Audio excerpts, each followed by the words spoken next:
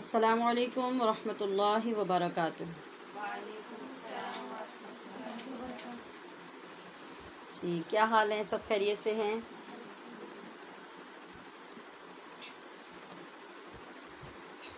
چلیے پھر سبق کا آغاز کرتے ہیں اپنی نیتوں کے ساتھ۔ یا اللہ، میں نے تیری رضا کے لیے تیرے دین کو سیکھنے کا قصد کیا ہے، میرے لیے اسے آسان فرما کر مجھے عمل کی توفیق عطا فرما۔ ہر روز سبق بغور سننے، سمجھنے اور یاد کرنے کی بھرپور کوشش میں میری مدد فرما۔ میں نے تیرے احکام پر عمل کی غرض سے دین سیکھنا شروع کیا ہے، میرے لیے یہ آسان فرما۔ خود کو محبوب خدا صلی اللہ علیہ وآلہ وسلم کی سنتوں کا پابند بنانے کا ارادہ کیا ہے، مجھے استقامت عطا فرما۔ عمل صالح میں اپنے ساتھ ایک صالح جماعت تیار کرنے کا تجھ سے وعدہ ہے، میری مدد فرما۔ آمین یا رب العالمین، بجاہ سید المرسلین والصلاة والسلام علی رسولہ الکریم۔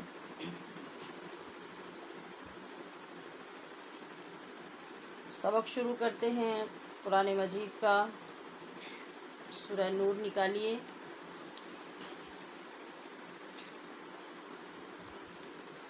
اعوذ باللہ من الشیطان الرجیم۔ بسم اللہ الرحمن الرحیم۔ علم تر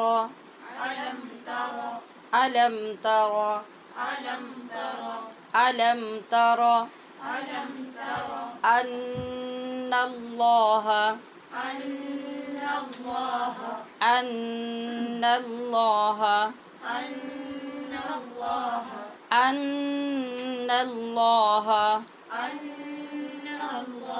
یسبح له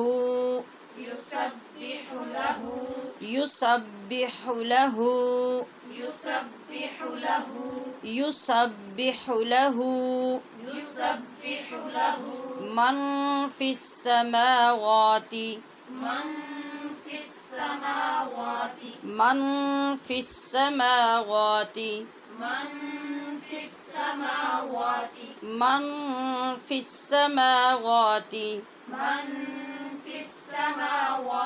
آپ من کیوں پڑھتے ہیں؟ میں ہر روز قاعدہ بتاتی ہوں کہ جہاں اخفا ہے وہاں پوری نون کو اس طرح ادا نہیں کریں گے آپ۔ من، یہ آواز اور من، ان دونوں میں کوئی فرق ہے تو پھر اس کا خیال رکھیے۔ من فی السماوات والارض والطیر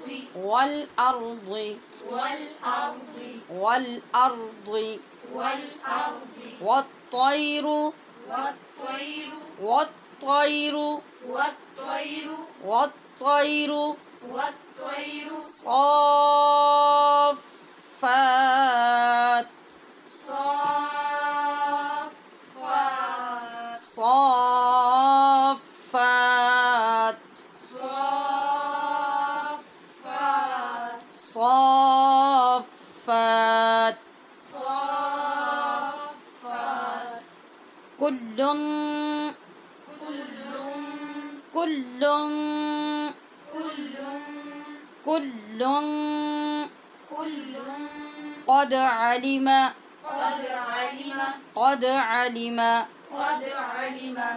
علم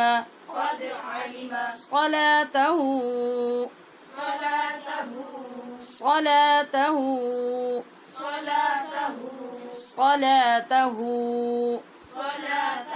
وتسبیحہ۔ ہا کی آواز زبر کے ساتھ پڑھنی ہے اور آگے ہا کو ساکن کرنا ہے۔ وتسبیحہ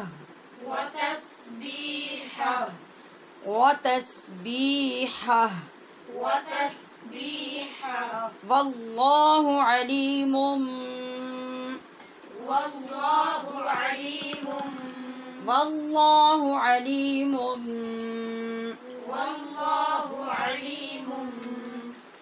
بما يفعلون بما يفعلون بما يفعلون بما يفعلون بما يفعلون بما يفعلون ولله ولله ولله ولله ولله ولله ملك السماوات ملك السماوات ملك السماوات ملك السماوات ملك السماوات ملك السماوات والأرض والأرض والأرض والأرض والأرض والأرض وإلى الله وإلى الله وإلى الله وإلى الله پہلے لام کو باریک کیجئے، دوسرے کو پر کیجئے. وَإِلَى اللَّهِ وإلى الله الْمَصِيرُ المصير مصير مصير وإلى الله المصير. وإلى الله المصير ألم تر ألم تر ألم تر ألم تر ألم تر ألم تر أن الله أن الله أن الله أن الله أن الله أن الله يزجي يزجي يزجي يزجي يزجي يزجي سحابا سحابا سحابا سحابا سحابا سحابا ثم يؤلف ثم يؤلف ثم يؤلف ثم يؤلف ثم يؤلف ثم يؤلف بينه بينه بينه بينه بينه بينه ثم يجعله ثم يجعله ثم يجعله ثم يجعله ثم يجعله ثم يجعله ركاما ركاما ركاما ركاما ركاما ركاما فترى الودق فترى الودق فترى الودق فترى الودق يخرج يخرج يخرج يخرج يخرج يخرج من خلاله من خلاله من کے نون پہ ہم نے اخفا کیوں نہیں کیا؟ اس لیے کہ نون ساکن کے بعد خا حروف حلقی میں سے ہے، لہٰذا اظہار حلقی ہوگا. من خلالہ من خلاله من خلالہ من خلاله وينزل وينزل وينزل وينزل وينزل وينزل من السماء من السماء من السماء من السماء من السماء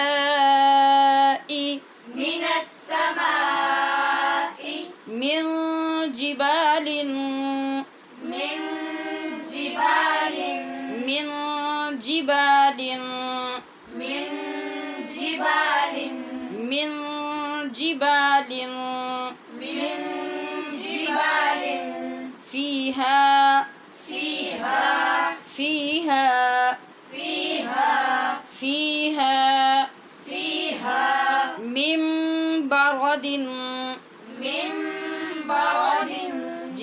ساکن کے بعد با ہے حرف اقلاب، لہٰذا نون کو میم سے بدلیں گے، میم باردن، من برد میم باردن، من برد فیصیب به، فيصيب به فیصیب به، فيصيب به فیصیب به فيصيب به من یشاء، من يشاء من یشاء، من يشاء من یشاء، من يشاء ویصرفه، ويصرفه ویصرفه،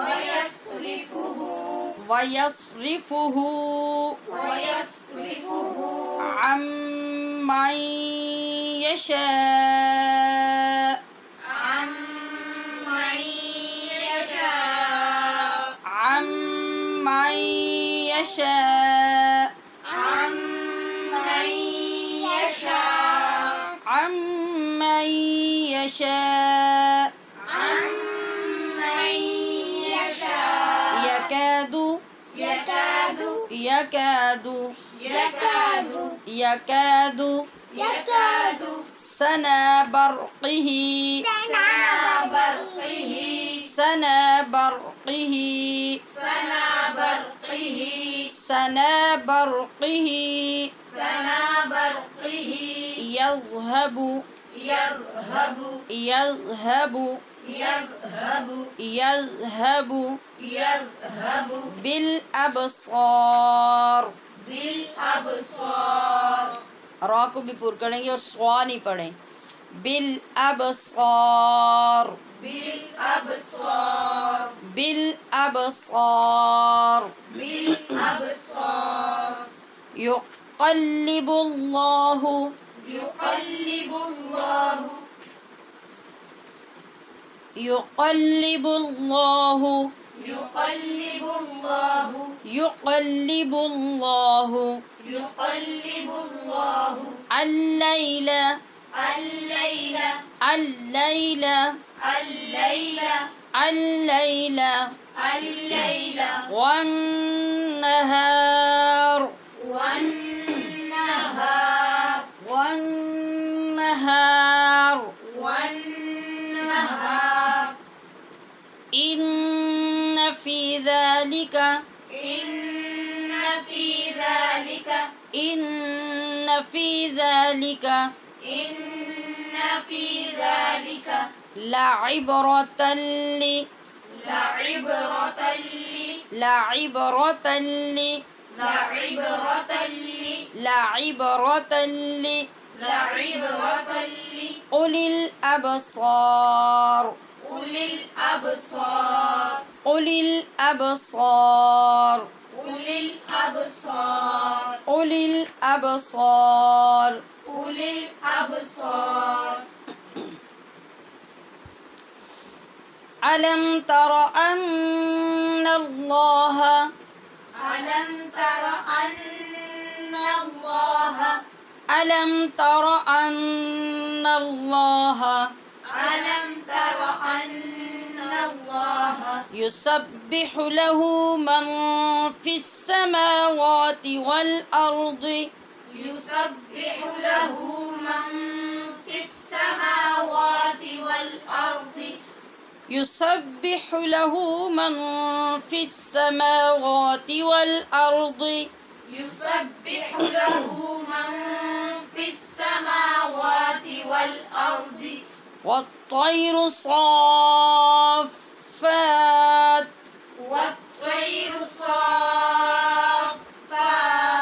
والطير صافات والطير صافات كل قد علم صلاته وتسبيحه، كل من قد علم صلاته وتسبيحه كل قد علم صلاته وتسبيحه كل قد علم صلاته وتسبيحه والله عليم بما يفعلون والله عليم بما يفعلون والله عليم بما يفعلون والله عليم بما يفعلون ولله ملك السماوات والأرض ولله ملك السماوات والأرض ولله ملك السماوات والأرض ولله ملك السماوات والأرض وإلى الله المصير وإلى الله المصير وإلى الله المصير وإلى الله المصير ألم تر أن الله يزجي سحابا ألم تر أن الله يزجي سحابا صحابہ کیا ہوا ألم تر أن الله يزجي سحابا ألم تر أن الله يزجي سحابا ثم يؤلف بينه ثم يجعله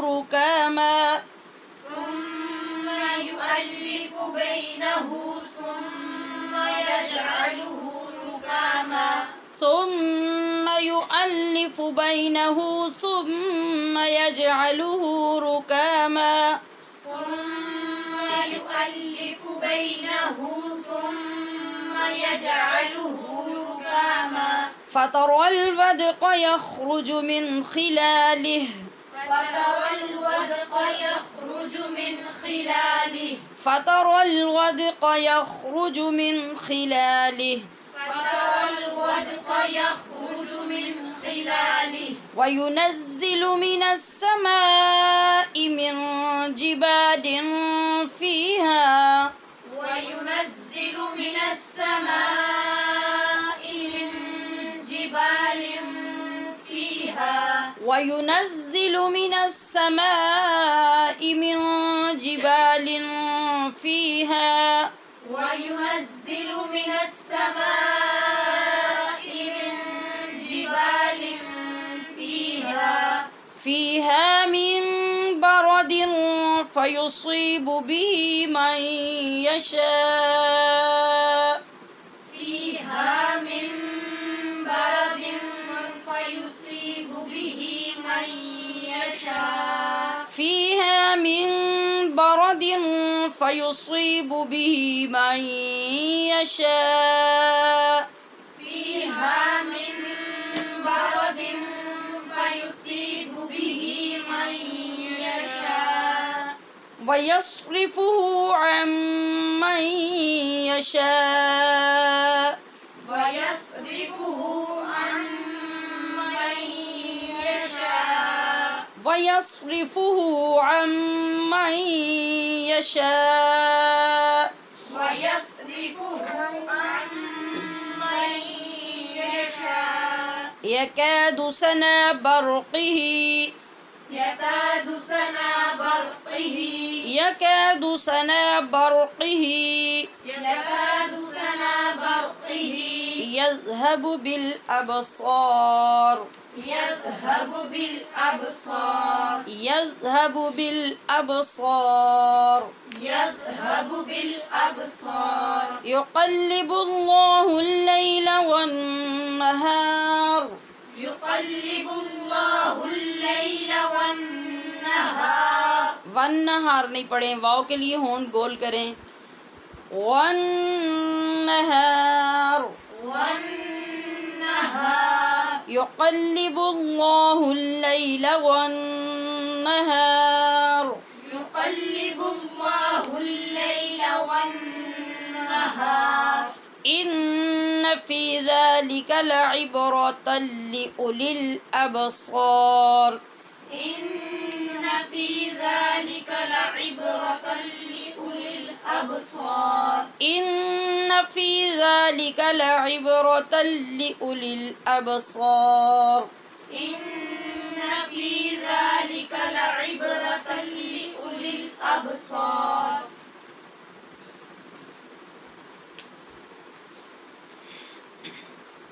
جی اب توجہ سے سنیے. بسم اللہ الرحمن الرحیم. ألم تر أن الله يسبح له من في السماوات والأرض والطير صافات كل قد علم صلاته وتسبيحه والله عليم بما يفعلون ولله ملك السماوات والأرض وإلى الله المصير. ألم تر أن الله يزجي سحابا ثم يؤلف بينه ثم يجعله ركاما فترى الودق يخرج من خلاله وينزل من السماء من جبال فيها من برد فيصيب به من يشاء ويصرفه عن من يشاء يكاد سنا برقه يذهب بالأبصار يقلب الله الليل والنهار إن في ذلك لعبرة لأولي الأبصار.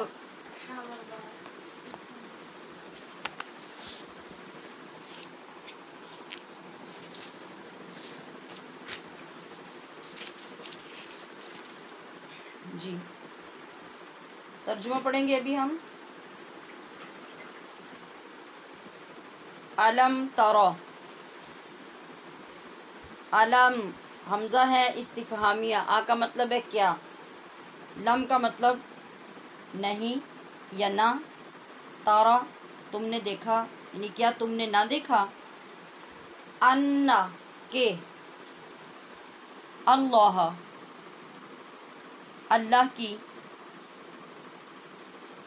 یسبح تسبیح کرتے ہیں، لاہو اسی کی، من جو، فی السماوات آسمانوں میں ہیں، والارض اور زمین میں، والطیر اور پرندے، صافات اس کا مطلب ہوتا ہے صف بستہ یعنی قطار در قطار، اور دوسرا اس کا مطلب ہوتا ہے پر پھیلائے ہوئے. کلٌ ہر ایک کو، قد علم معلوم ہے، صلاتہ اپنی نماز، نماز سے مراد یہاں بندگی، وتسبیحہ اور اپنی تسبیح. یہ ہم نے کن الفاظ کے ساتھ اپنے رب کی پاکیزگی بیان کرنی ہے. واللہ اور اللہ، علیم خوب جانتا ہے، بما جو وہ، یفعلون کام کرتے ہیں. وللہ اور اللہ ہی کے لیے ہے، ملک بادشاہت، السماوات آسمانوں کی، والارض اور زمین کی، وإلی اللہ اور اللہ ہی کی طرف، المصیر لوٹنا ہے. علم تری ان اللہ، یہ سارے وہی الفاظ ہیں جو پچھلی آیت میں ہم نے پڑھے ہیں. یزجی نرمی کے ساتھ چلاتا ہے، سحاب بادل کو کہتے ہیں، سحابن بادل کو، ثم پھر، یؤلف ملا دیتا ہے یا ملاپ کر دیتا ہے، بینہ ان کے درمیان یعنی بادلوں کے درمیان.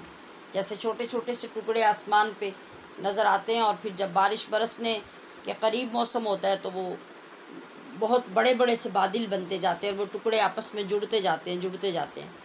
ان کے لیے کہا گیا کہ پھر وہ ملاپ کر دیتا ہے ان بادلوں کے درمیان، ثم یجعلہ پھر کر دیتا ہے اس کو یعنی بادل کو، رکاما تہ در تہ، فترا تو تو دیکھتا ہے الودقہ بارش کو، یخرج کہ وہ نکلتی ہے، من خلالی اس کے درمیان سے، بادل کے درمیان سے، وینزل اور وہ اتارتا ہے، من السماء آسمان سے، من جبال پہاڑوں سے، فیہا جو اس میں ہیں،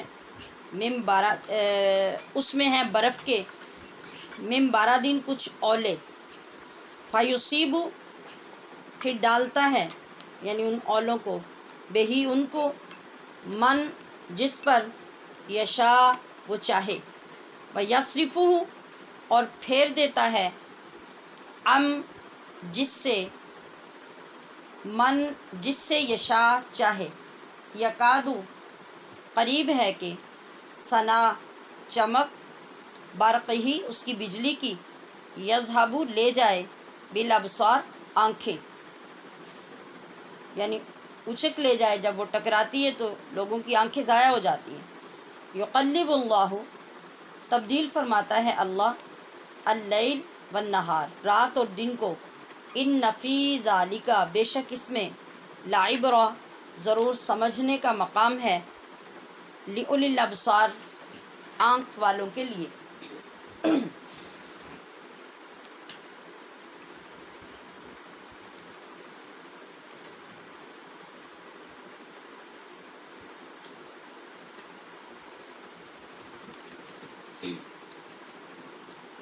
جی اب ان آیات کی تفسیر دیکھتے ہیں۔ علم تر ان اللہ، جو آغاز ہوا ہمارے سبق کا، ارشاد ہوا کہ کیا تم نے نہ دیکھا، یہ کس سے خطاب ہو رہا ہے؟ اس آیت کریمہ کے مخاطب، میں نے کیا لفظ بولا ہے؟ مخاطب۔ ایک لفظ ہوتا ہے مخاطب، ایک ہوتا ہے مخاطب۔ جب تو کے نیچے زیر آئے تو اس کا مطلب ہے خطاب کرنے والا، جیسے میں ابھی آپ سے خطاب کر رہی ہوں، آپ سے میں بول رہی ہوں، آپ سے بات کر رہی ہوں تو میں مخاطب ہوں، اور آپ سے میں بات کر رہی ہوں اور خطاب کر رہی ہوں تو آپ سب میرے مخاطب ہیں، ٹھیک ہے؟ اس فرق کو یاد رکھنا۔ یہ بعض اوقات لکھا ہوا بھی ہوتا ہے جو کتب میں، تو پھر اس کے مطابق اس کو پڑھا جائے گا۔ اگر بولنے والے کے لیے ہوگا تو پھر مخاطب پڑھا جائے گا، اور اگر جن کے ساتھ بات ہو رہی ہے ان کے متعلق ہوگا تو پھر مخاطب ہوگا۔ تو اس آیت کریمہ کے مخاطب عام لوگ بھی ہو سکتے ہیں، اور خود سرور کائنات فخر موجودات بھی۔ اگر رسول اللہ صلی اللہ علیہ وسلم مراد ہیں تو پھر مطلب ہے کہ اے حبیب، آپ کو تو اللہ کے نور کے جلوے ہر جگہ نظر آ رہے ہیں۔ کائنات ارضی و سماوی میں کون سی ایسی چیز ہے جو اس خالق کی تسبیح نہ کر رہی ہو؟ فضاؤں میں محو پرواز پرندوں کو دیکھو تو وہ کس کی عظمت کا اعتراف کر رہے ہیں؟ ہواؤں میں پر پھیلائے اڑتے ہوئے بھی اپنے رب کی تصدیق بیان کرتے ہیں، اور اس تقدیس بیان کرنے میں ہی وہ مصروف بندگی ہیں۔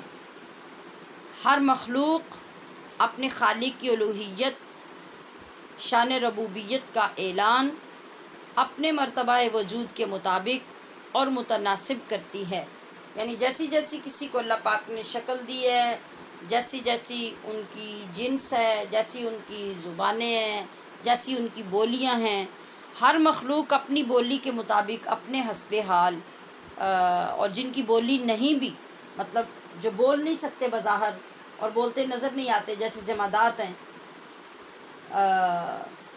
پتھر ہیں، پہاڑ ہیں، مٹی ہے، اس طرح کی جو چیزیں ہیں، جو درخت ہیں، ان کو بولتے تو کسی نے نہیں سنا، تو ان کی بھی تسبیحات اللہ پاک نے رکھی ہیں، اور وہ بھی اللہ کی تسبیح کرتے ہیں۔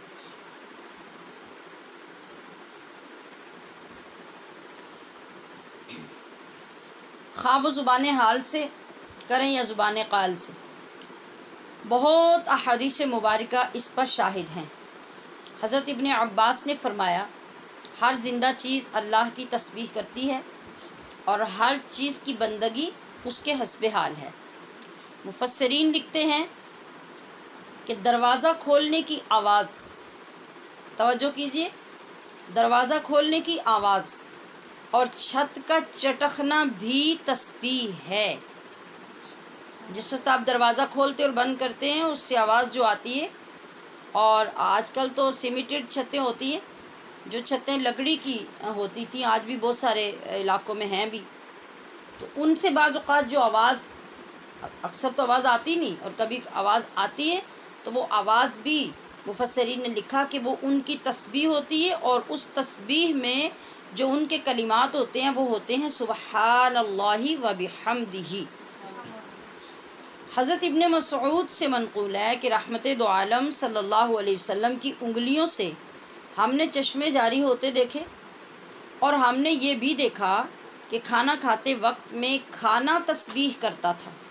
نبی علیہ الصلوۃ والسلام کے ساتھ بیٹھنے کا یہ فیض ہوتا تھا، آپ کی صحبت کی یہ برکت کہ اللہ تعالیٰ صحابہ اکرام سے بھی پردے اٹھا دیتا، اور آقا علیہ الصلوۃ والسلام کے ساتھ دسترخوان پہ بیٹھے ہوئے فرماتے ہیں کہ ہم خود اپنے کانوں سے اس کھانے کی تسبیح کرتے جو کھانا نبی علیہ السلام اور ہم تناول کر رہے ہوتے تھے۔ حدیث شریف میں ہے کہ سید عالم صلی اللہ علیہ وآلہ وسلم نے فرمایا کہ میں اس پتھر کو بھی پہچانتا ہوں جو میری بعثت کے زمانے میں مجھے سلام کیا کرتا تھا۔ یعنی وہ پتھر کا بولنا بھی اس سے ثابت ہوا۔ بس بات صرف یہ ہے کہ ہر چیز محو ہے، ہر چیز مصروف تسبیح و تقدیس ہے خالق اور مالک کی، لیکن ان کی آوازیں ہم سے اوجھل کر دی گئی ہیں، ہماری سماعتوں تک ان کی آوازیں نہیں پہنچائی جاتی، اور یہ اللہ کریم اپنی قدرت سے ان آوازوں کو روکتا ہے، ورنہ ہر مخلوق زور و شور سے اپنے خالق اور اپنے مالک کی تسبیح میں لگی ہوئی ہے۔ جب آقا علیہ الصلوۃ والسلام کے لیے ممبر تیار ہوا اور اس سے قبل آپ کھجور کے تنے کے ساتھ تکیہ لگا کر خطبہ ارشاد فرمایا کرتے تھے، تو جس دن ممبر پہ جلوہ افروز ہوئے تو وہ ستون رویا۔ یہاں وہ ڈیٹیل سے واقعہ اور اس سے حاصل ہونے والی چیزیں وہ نہیں بتانی، صرف یہاں کوٹ کرنا ہے اس لیے کہ ذہن اس طرف متوجہ ہو جائیں کہ یہ بھی اللہ کی مخلوقات میں ایک مخلوق ہے، اور یہ اس کی تسبیح کا اور اس کے بولنے کا ذکر ہے کہ آپ دیکھیں کہ جب اللہ نے چاہا تو اس کی آواز کو ظاہر کر دیا، اور اس کی آواز کو پورے مجمع نے سن لیا جو نبی علیہ الصلوۃ والسلام کے ساتھ وہاں جمعے کے اجتماع میں موجود تھے۔ جب ستون رویا تو اس کی اس حالت کو بتانے کے لیے اللہ پاک نے تمام لوگوں کے جو سماعتیں تھیں، جو پردے تھے، وہ کھول دیے، ورنہ اگر اکیلے نبی علیہ الصلوۃ والسلام سنتے تو ہو سکتا ہے صحابہ اکرام کی کیفیت کیا ہوتی، وہ متذبذب ہوتے، پریشان ہوتے کہ ایسا کیوں کیا آپ نے، یا پھر ہمیں تو کسی کی آواز نہیں آئی۔ تو اللہ تبارک و تعالیٰ نے اس ستون کے رونے کی آواز سب کو سنا دی۔ تو نبی کریم صلی اللہ علیہ وسلم نے اس پر دست شفقت پھیرا اور اسے تسلی دی۔ واقعہ تو آگے طویل ہے نا، کہ اس سے پوچھا کہ وہ کیا پسند کرتا ہے، اس کو کیا انجام چاہیے، وہ سارا، لیکن یہاں صرف یہ بتانا ہے کہ یعنی ہر مخلوق کو جب اللہ چاہے بلوا سکتا ہے، اور ہر مخلوق اپنے حسب حال اللہ کی تسبیح کرتی ہے، اور بندگی عام طور پہ اسی کے حسب حال ہوتی ہے جو اللہ نے اس کو عطا کیا ہوتا ہے، جو ہم نہیں سن سکتے، ورنہ اگر ہم سن سکتے ہوں تو نظام زندگی میں خلل پیدا ہو جائے۔ یہ بھی اللہ کی کرم نوازی ہے، کیا ہمیں نہ سنائی دینا، یہ بھی اللہ کی کرم نوازی ہے۔ کس طرح کرم نوازی ہے؟ اس طرح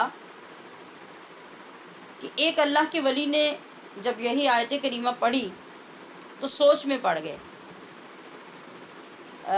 کون سی آیت کریمہ؟ جس کا ترجمہ میں نے اوپر پڑھا کہ وَإِن مِّن شَيْءٍ إِلَّا يُسَبِّحُ بِحَمْدِهِ۔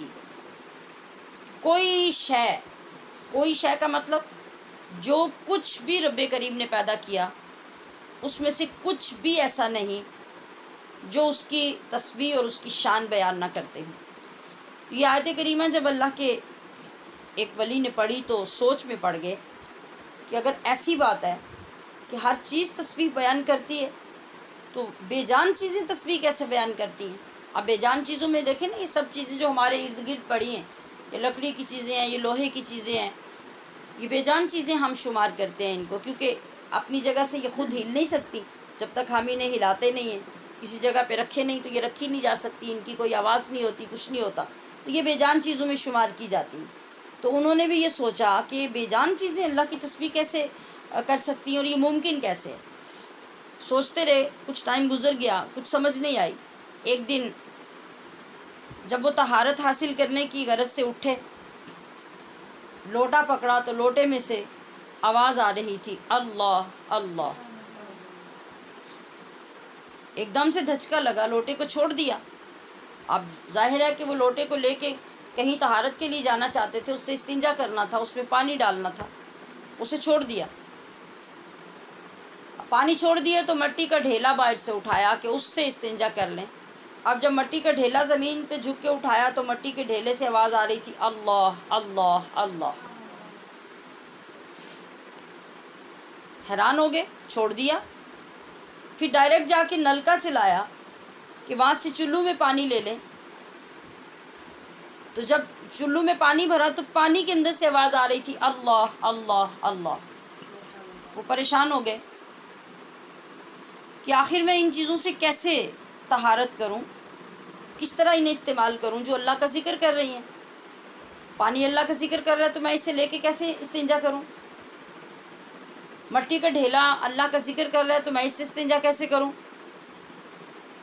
اب پریشان ہو گئے تو غیب سے آواز آئی، اے میرے بندے، اسی لیے ہر مخلوق کی تسبیح کو ہم نے پوشیدہ رکھا ہوا ہے تاکہ تم لوگ اپنے کام بآسانی سر انجام دے سکو۔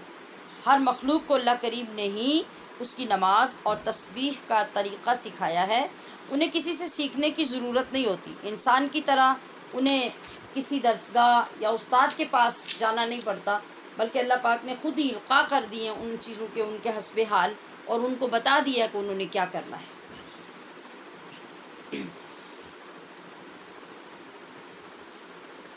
جی، تو جنہوں نے تسبیح کرنی ہے ان کو علم ہونا ہی کافی ہے، ہمیں وہ طریقہ دکھائی دے یا نہ، سمجھ آئے یا نہ، یہ ضروری نہیں۔ مقصود اس کلام کا، یعنی یہ جو پیچھے اللہ پاک نے ارشاد فرمایا کہ علم ترا، یعنی کیا تم نے نہیں دیکھا، تو اس میں یہ جو کلام کسی انسان سے ہے یا نبی صلی اللہ علیہ وسلم سے یہ خطاب کیا گیا، تو مقصد اس کا یہ ہے کہ اس کلام کے ذریعے غافل اور نافرمان لوگوں کو سمجھانا کہ کوئی ذرہ، کوئی قطرہ، کوئی پتہ ہمارے علم سے باہر نہیں ہے اور نہ ہماری غلامی اور بندگی سے باہر ہے، تو تم نافرمانی کر کے ہم سے اور ہمارے عذاب سے کیوں کر بچ سکو گے؟ ان سب طریقوں سے تمہیں سمجھایا جا رہا ہے۔ کیا سمجھایا جا رہا ہے؟ وَلِلَّهِ مُلْكُ السَّمَاوَاتِ وَالْأَرْضِ، کہ بادشاہت تو صرف اللہ کی ہے، وہ زمین ہو یا آسمان، ہر جہان میں تصرف بھی اسی کا ہے، اور تمام مخلوقات نے فنا ہو کر بھی اسی کے حضور حاضر ہونا ہے کہ وہی دوبارہ زندہ کرنے پہ قادر، اور ہر گناہ اور برے عمل کی سزا بھی وہی دے گا۔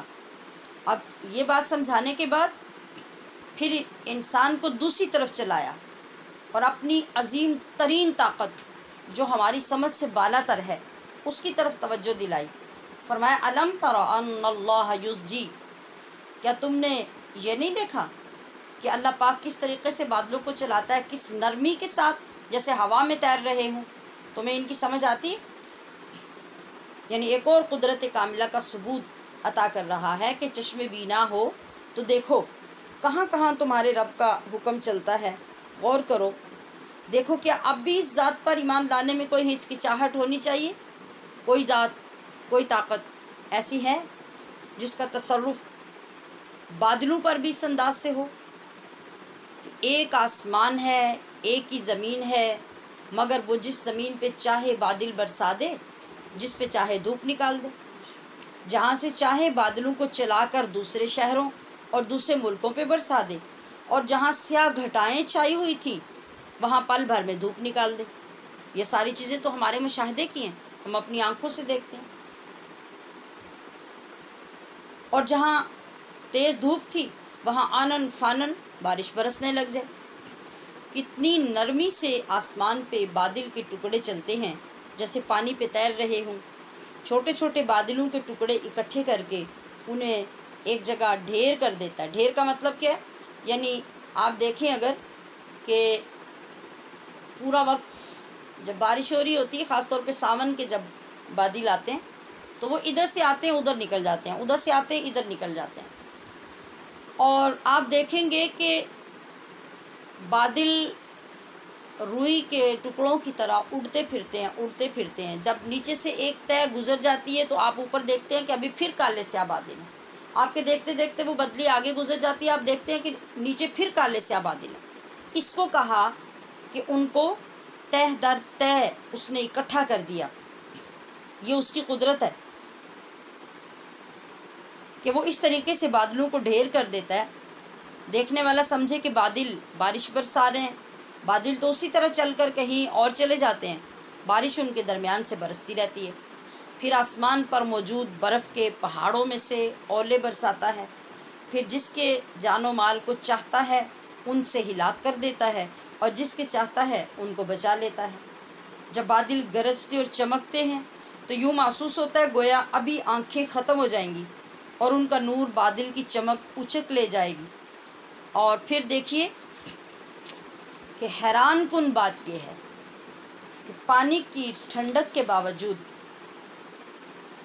بجلی کا ظاہر ہونا، اور وہ بجلی جو حقیقت میں ایک آگ ہوتی ہے اور وہ یعنی آگ کا کام کرے، وہ نکلتی کہاں سے ہے، ظاہر کہاں سے ہو رہی ہوتی ہے؟ انہی بادلوں میں سے جو بادل اولے برسا رہے ہیں اور جو بادل پانی برسا رہے ہیں.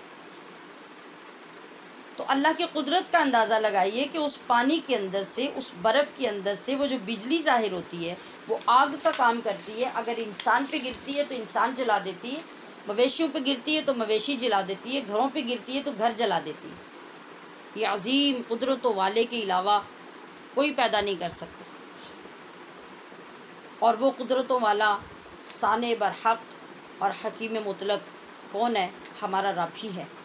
مگر نادان انسان اس کے باوجود غفلت میں پڑا ہے، تو یہ اس کا اپنا قصور اور اپنی کوتاہی ہے. پھر آگے ارشاد ہوتا ہے وَيُنَزِّلُ مِنَ السَّمَاءِ مِن جِبَالٍ.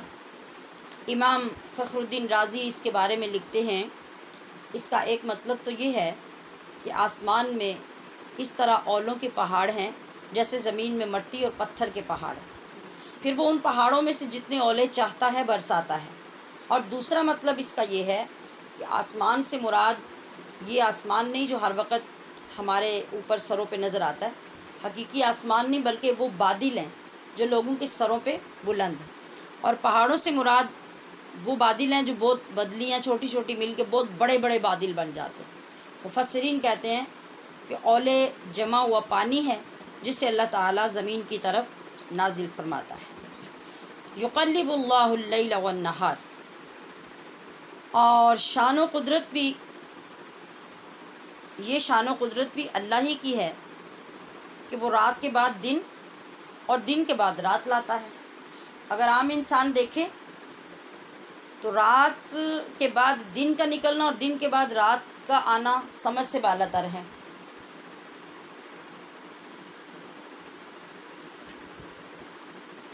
رات میں اتنا اندھیرا کوئی بندہ سوچ نہ سکے کہ اس سے کوئی طاقت ختم کر سکے گی، اور دن میں اتنا اجالا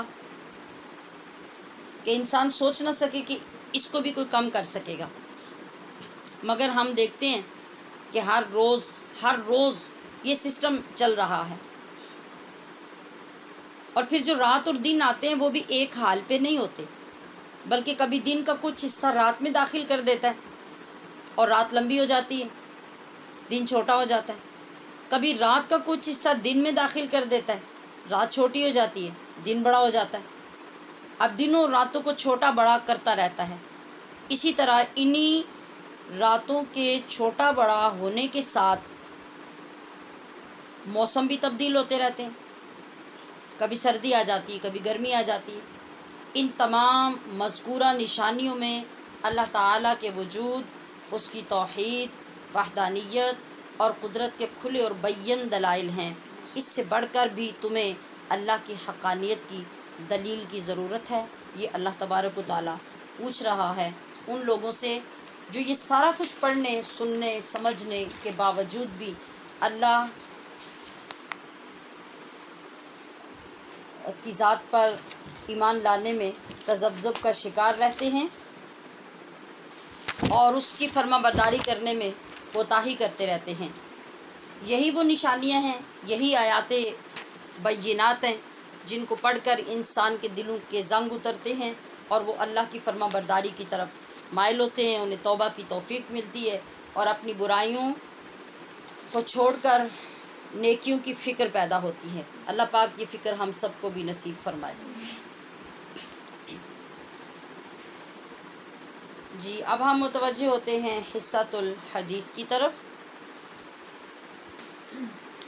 آج ہم جو حدیث پاک پڑھیں گے وہ ہے درود پاک کی فضیلت کے بارے میں۔ اس میں سے مختصر میں نے آپ کے لیے اس کا کچھ حصہ شامل کیا ہے، ورنہ درود پاک تو ایک ایسی عبادت ہے کہ ہم ساری زندگی اس پہ لگے رہیں، اس کی فضیلت سنتے اور بیان کرتے رہیں تو ایک یہی کام بہت ہے۔ تو 2 احادیث میں نے آپ کے لیے آج کے سبق میں منتخب کی ہیں کہ دونوں میں سے آپ کو جو آسان لگے آپ وہ یاد کر لیجئے، آپ کی یہ ایک ہی کاؤنٹ ہوگی۔ پہلی حدیث پاک ہے، آپ میرے ساتھ پڑھیے، اولن ناسی بی اولن ناسی بی اولن ناسی بی یوم القیامتی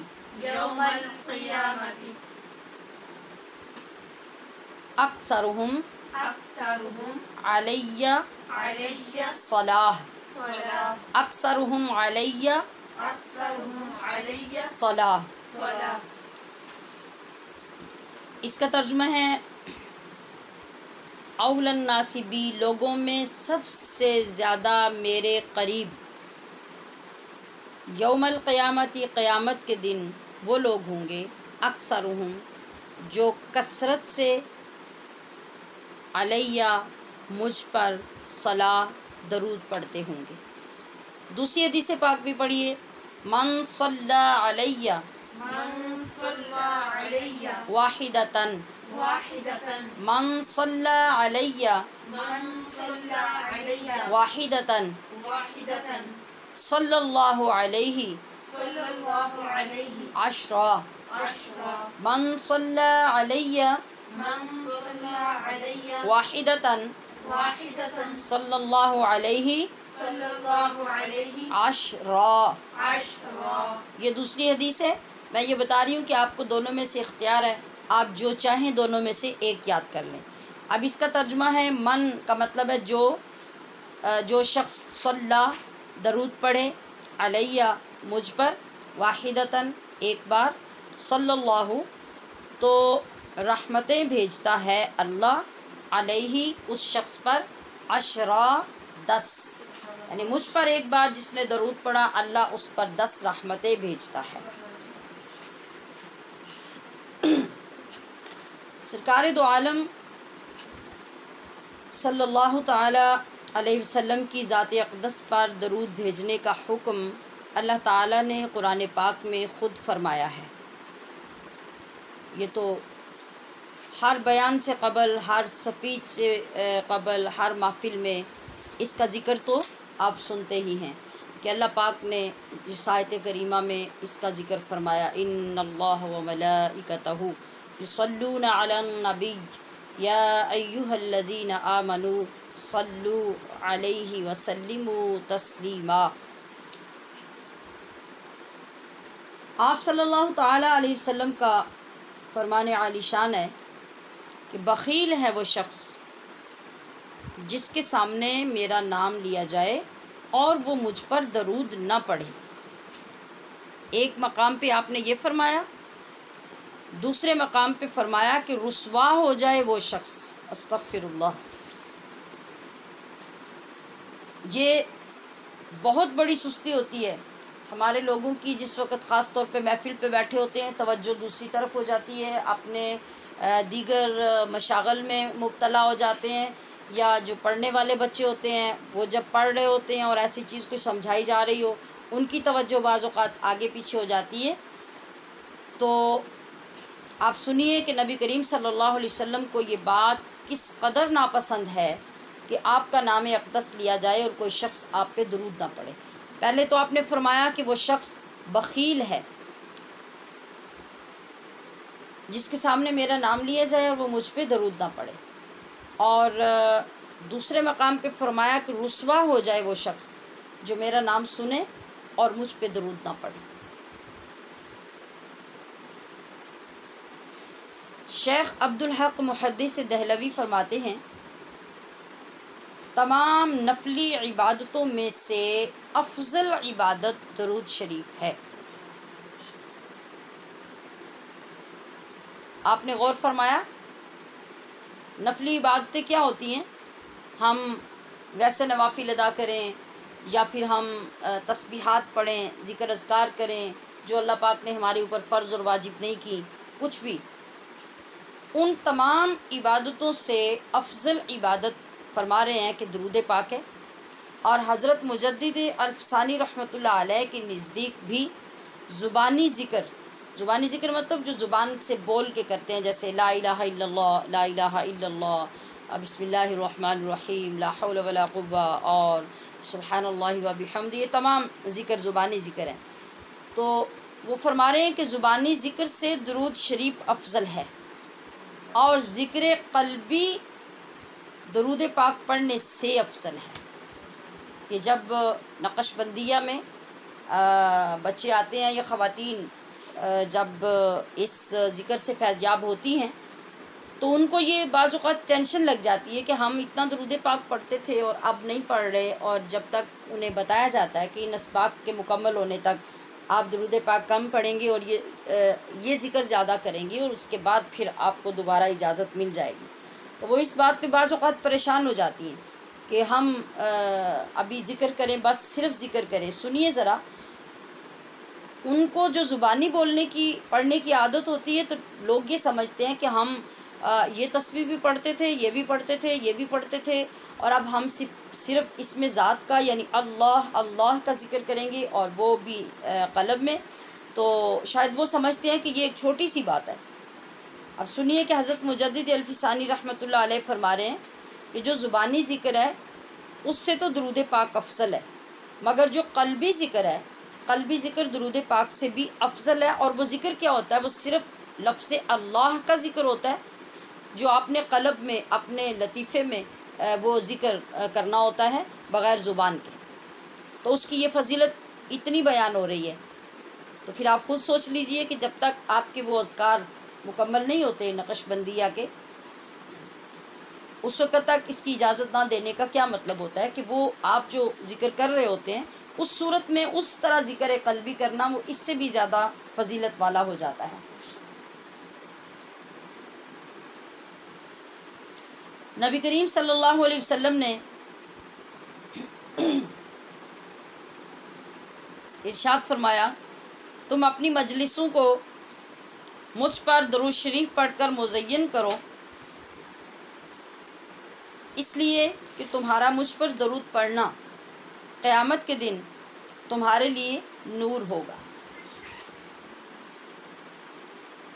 اپنی مجلسوں کو مزین کرو، کہ اس کا مطلب ہے کہ جب تم کسی محفل میں، کسی مجلس میں، کسی نشست میں بیٹھتے ہو اور اس میں درود پاک پڑھتے ہو کسی انداز سے بھی، مترنم پڑھو یا ترنم کے بغیر پڑھو، جس طرح بھی پڑھو، بس یہ کہ تم اس محفل میں درود پاک جب پڑھتے ہو تو اس کی وجہ سے تمہاری اس محفل کی جو روحانیت ہوتی ہے وہ اتنی بڑھ جاتی ہے کہ گویا تمہاری اس محفل کا سنگھار ہو جاتا ہے، اس کی سج دھج بڑھ جاتی ہے۔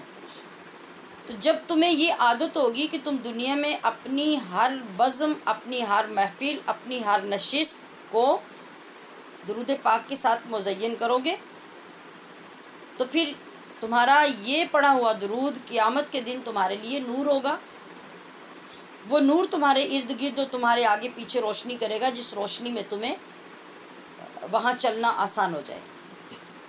حضرت ابو الدرداء رضی اللہ تعالی عنہ روایت کرتے ہیں، حضور نبی اکرم صلی اللہ علیہ وسلم نے ارشاد فرمایا، جو شخص صبح و شام مجھ پر 10 بار، صرف 10 بار درود شریف پڑھے گا، قیامت کے دن اسے میری شفاعت نصیب ہوگی۔ آپ یہ سوچ لیجئے کہ ہمارے نبی صلی اللہ علیہ وسلم کو درود پاک کتنا پسند ہے، کہ تعداد دیکھیے کہ صرف 10 بار فرمایا، لیکن انعام دیکھیے اور اس کا جو اجر مل رہا ہے وہ کیا ہے کہ تم 10 بار صبح 10 بار شام روزانہ عادت بنا لو مجھ پہ درود پڑھنے کی اور باقاعدگی سے پڑھتے رہو، تو اس کے بدلے میں اتنا بڑا انعام ہوگا کہ قیامت کے بھرے مجمع میں میں تمہاری شفاعت کروں گا۔ اسی طرح سے حضرت انس بن مالک رضی اللہ تعالی عنہ بیان کرتے ہیں کہ رسول اللہ صلی اللہ علیہ وسلم نے فرمایا، جو مجھ پر ایک بار درود شریف پڑھتا ہے، یہ جیسا کہ میں نے آغاز میں جو حدیث پاک آپ کو یاد کرنے کے لیے دی، اس میں چند الفاظ کا اضافہ ہے۔ ایک تو اتنی ہی حدیث پاک ہے کہ من صلی علیہ واحدۃ صلی اللہ علیہ عشرہ، اس کے علاوہ جو حدیث حضرت انس بن مالک بیان کر رہے ہیں وہ یہ ہے کہ نبی علیہ السلام نے فرمایا کہ جو مجھ پہ ایک بار درود شریف پڑھتا ہے، اللہ پاک اس پہ 10 رحمتیں نازل فرماتا ہے۔ آگے سنیے، اس کی 10 خطائیں معاف فرماتا ہے۔ پھر آگے سنیے، اور اس کے 10 درجات بھی بلند فرماتا ہے۔ یہ ایک بار درود پاک پڑھنے کا انعام ہے۔ حضرت سفیان ثوری فرماتے ہیں کہ میں ایک مرتبہ کعبہ شریف کا طواف کر رہا تھا، تو میں نے دیکھا کہ ایک نوجوان اسی وقت کعبہ شریف کا طواف کر رہا ہے۔ میں نے غور کیا، کیونکہ میرے وہ قریب چل رہا تھا، میں نے غور کیا کہ وہ کسی چکر میں بھی نہ کوئی دعا تبدیل کرتا ہے، نہ کوئی تسبیحات تبدیل کرتا ہے۔ پورا ٹائم اول سے آخر تک وہ شخص طواف کرتا رہا اور تسبیحات اور دعائیں پڑھنے کی بجائے وہ درود پاک پڑھتا رہا۔ جب وہ طواف کر چکا اور میں بھی کر چکا تو میں نے سوال کیا کہ نوجوان کیا وجہ ہے کہ تو صرف درود شریف ہی پڑھتا ہے اور کچھ نہیں پڑھتا؟ وہ ایک لمحے کے لیے خاموش ہوا، پھر اس نے جواب دیا کہ ایک مرتبہ میں اپنے والد کے ساتھ حرم میں حاضر ہوا تو میرے والد میرے ساتھ تھے کہ اچانک ان کی طبیعت خراب ہو گئی، اور اسی طبیعت کی خرابی میں اچانک ہی ان کا انتقال بھی ہو گیا۔ میری پریشانی کی اس وقت انتہا ہو گئی کہ ایسے میں اچانک بالکل ارکان عمرہ کی ادا کرتے کرتے طبیعت خراب ہوئی، اور پھر تھوڑے ہی وقت میں ان کا انتقال بھی ہو گیا، اور وہ اس حال میں اس جگہ پہ آ کر اور یہ سب، تو اس قدر پریشانی کا غلبہ تھا کہ میں اپنے والد کے پاس بیٹھا، ٹیک لگائی کہ مجھے وہیں پر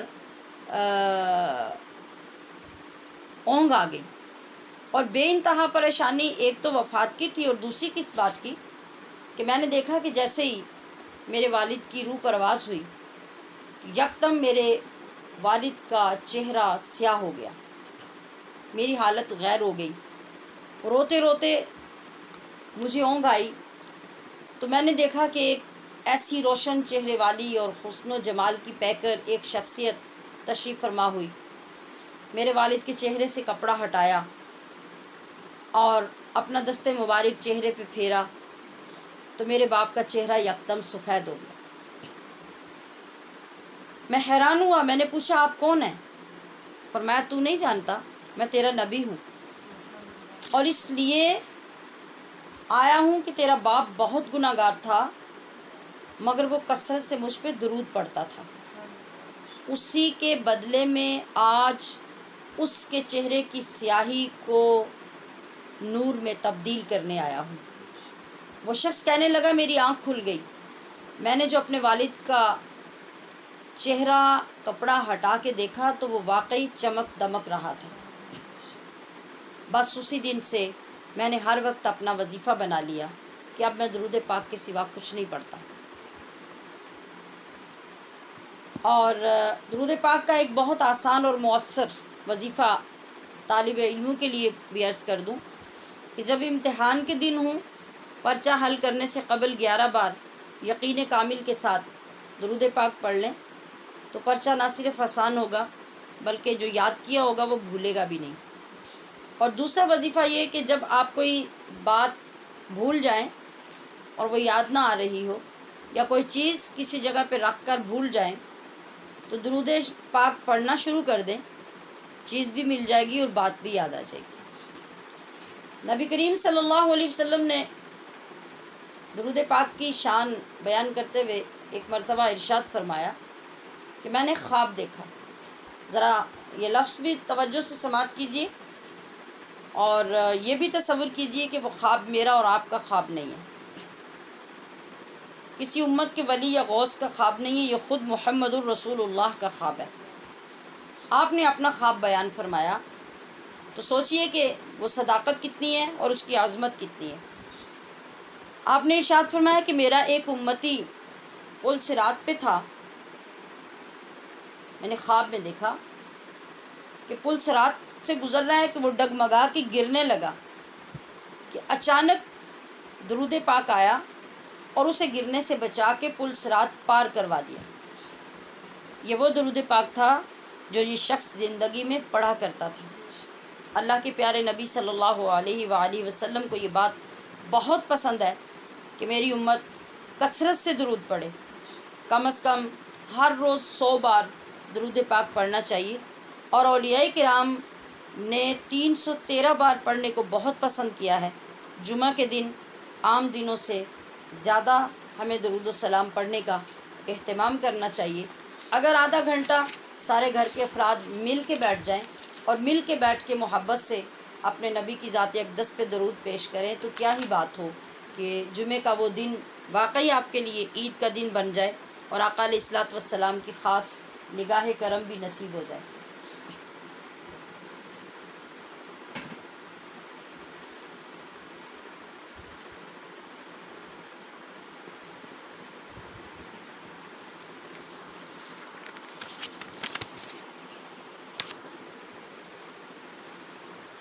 حدیث پاک کے ساتھ آج کی دعا ہے، جس وقت دشمن کی طرف سے یا دشمنوں کی طرف سے شدید خطرہ ہو اس وقت آپ یہ دعا اگر پوری توجہ کے ساتھ پڑھیں گے تو اس سے آپ اس طرح اپنے آپ کو محفوظ سمجھیں گے جس طرح آپ اپنے آپ کو کسی قلعے میں بند کر لیتے ہیں۔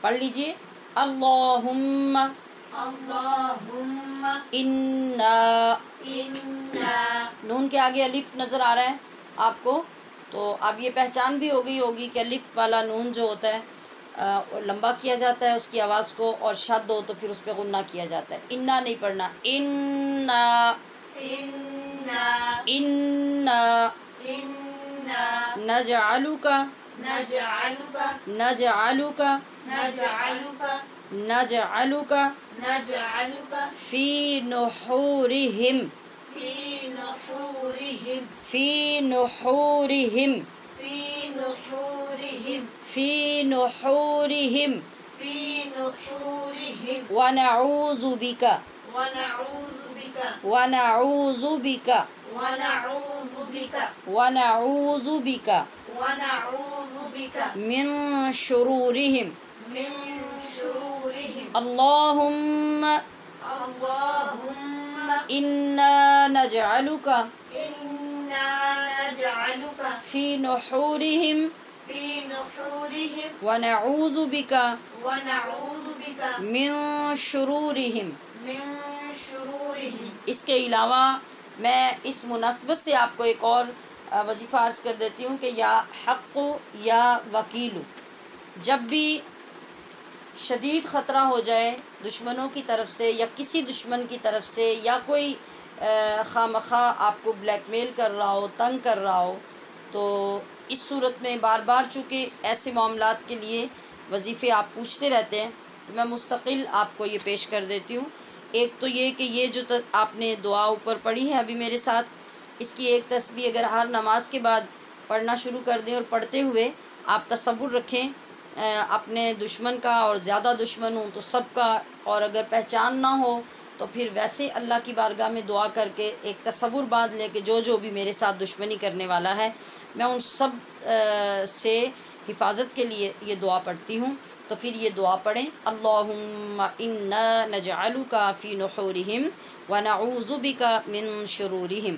اور اس کے علاوہ فجر کی نماز کے بعد آپ 1000 مرتبہ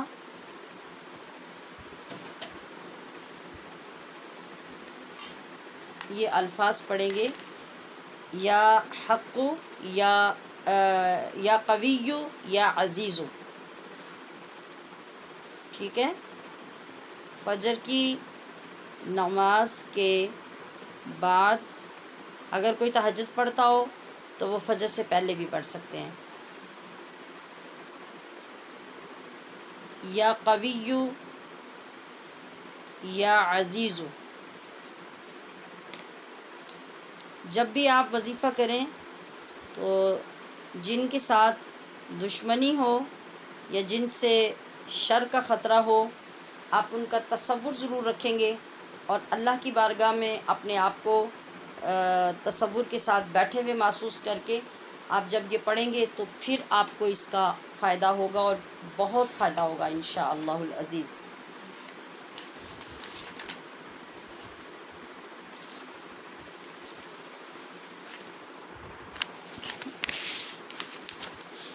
جی، تیسرا پورشن ہمارا سبق کا حصۃ الفقہ میں آج ہمارے پاس موضوع ہے قسم کے متعلق، قسم کی اقسام اور احکام،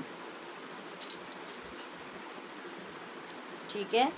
شاید پچھلے دنوں میں یا ویسے کسی نے میسیج میں قسم کے بارے میں کچھ پوچھا تھا، تو تب بھی میں نے عرض کیا تھا کہ ہمارے سبق میں وہ شامل ہے، ہم آگے انشاءاللہ اپنے ٹائم پہ پڑھیں گے۔ تو قسم کے احکام پہلے دیکھ لیتے ہیں کہ قسم کا حکم کیا ہوتا ہے۔ سب سے پہلی بات یہ ہے کہ اللہ کے سوا کسی کی قسم کھانا مکروہ ہے۔ اللہ کے سوا کسی کی قسم کھانا مکروہ ہے، جیسے باپ دادا کی قسم، اپنی اولاد کی قسم، مکہ مدینہ کی قسم، اس طرح کی بے شمار قسمیں لوگوں کے اندر رائج ہیں۔ اور مطلب جیسے خواتین جو ہوتی ہیں وہ بعض جگہ پہ ایموشنل ہو کے، بعض جگہوں پہ گھبرا کے، بلیک میلنگ سے تنگ آ کے، یا ویسے عادتاً وہ بات بات پہ بچوں کے سر پہ ہاتھ رکھتی ہیں اور کہہ دیتی ہیں کہ مجھے اس بچے کی قسم، مجھے اس کی قسم، یا یہ قسم یا وہ قسم۔ تو یہ سب قسمیں جو ہیں یہ مکروہ قسمیں ہیں، ان کی کوئی ویلیو نہیں ہوتی۔ اور جو شخص غیر ملت اسلامیہ پر قسم کھائے وہ ایسا ہی ہے، مطلب جو کافروں جیسی کوئی بات کرے، یا اپنے آپ کو یہ کہے کہ اگر میں نے یہ کہا ہو تو میں کافر ہو جاؤں، یہ لفظ بھی بہت سے لوگ کہتے ہیں۔ تو اگر کوئی اس طرح سے غیر ملت اسلامیہ پہ قسم کھائے تو وہ ویسا ہی ہے جیسا وہ اپنے آپ کو کہہ رہا ہے۔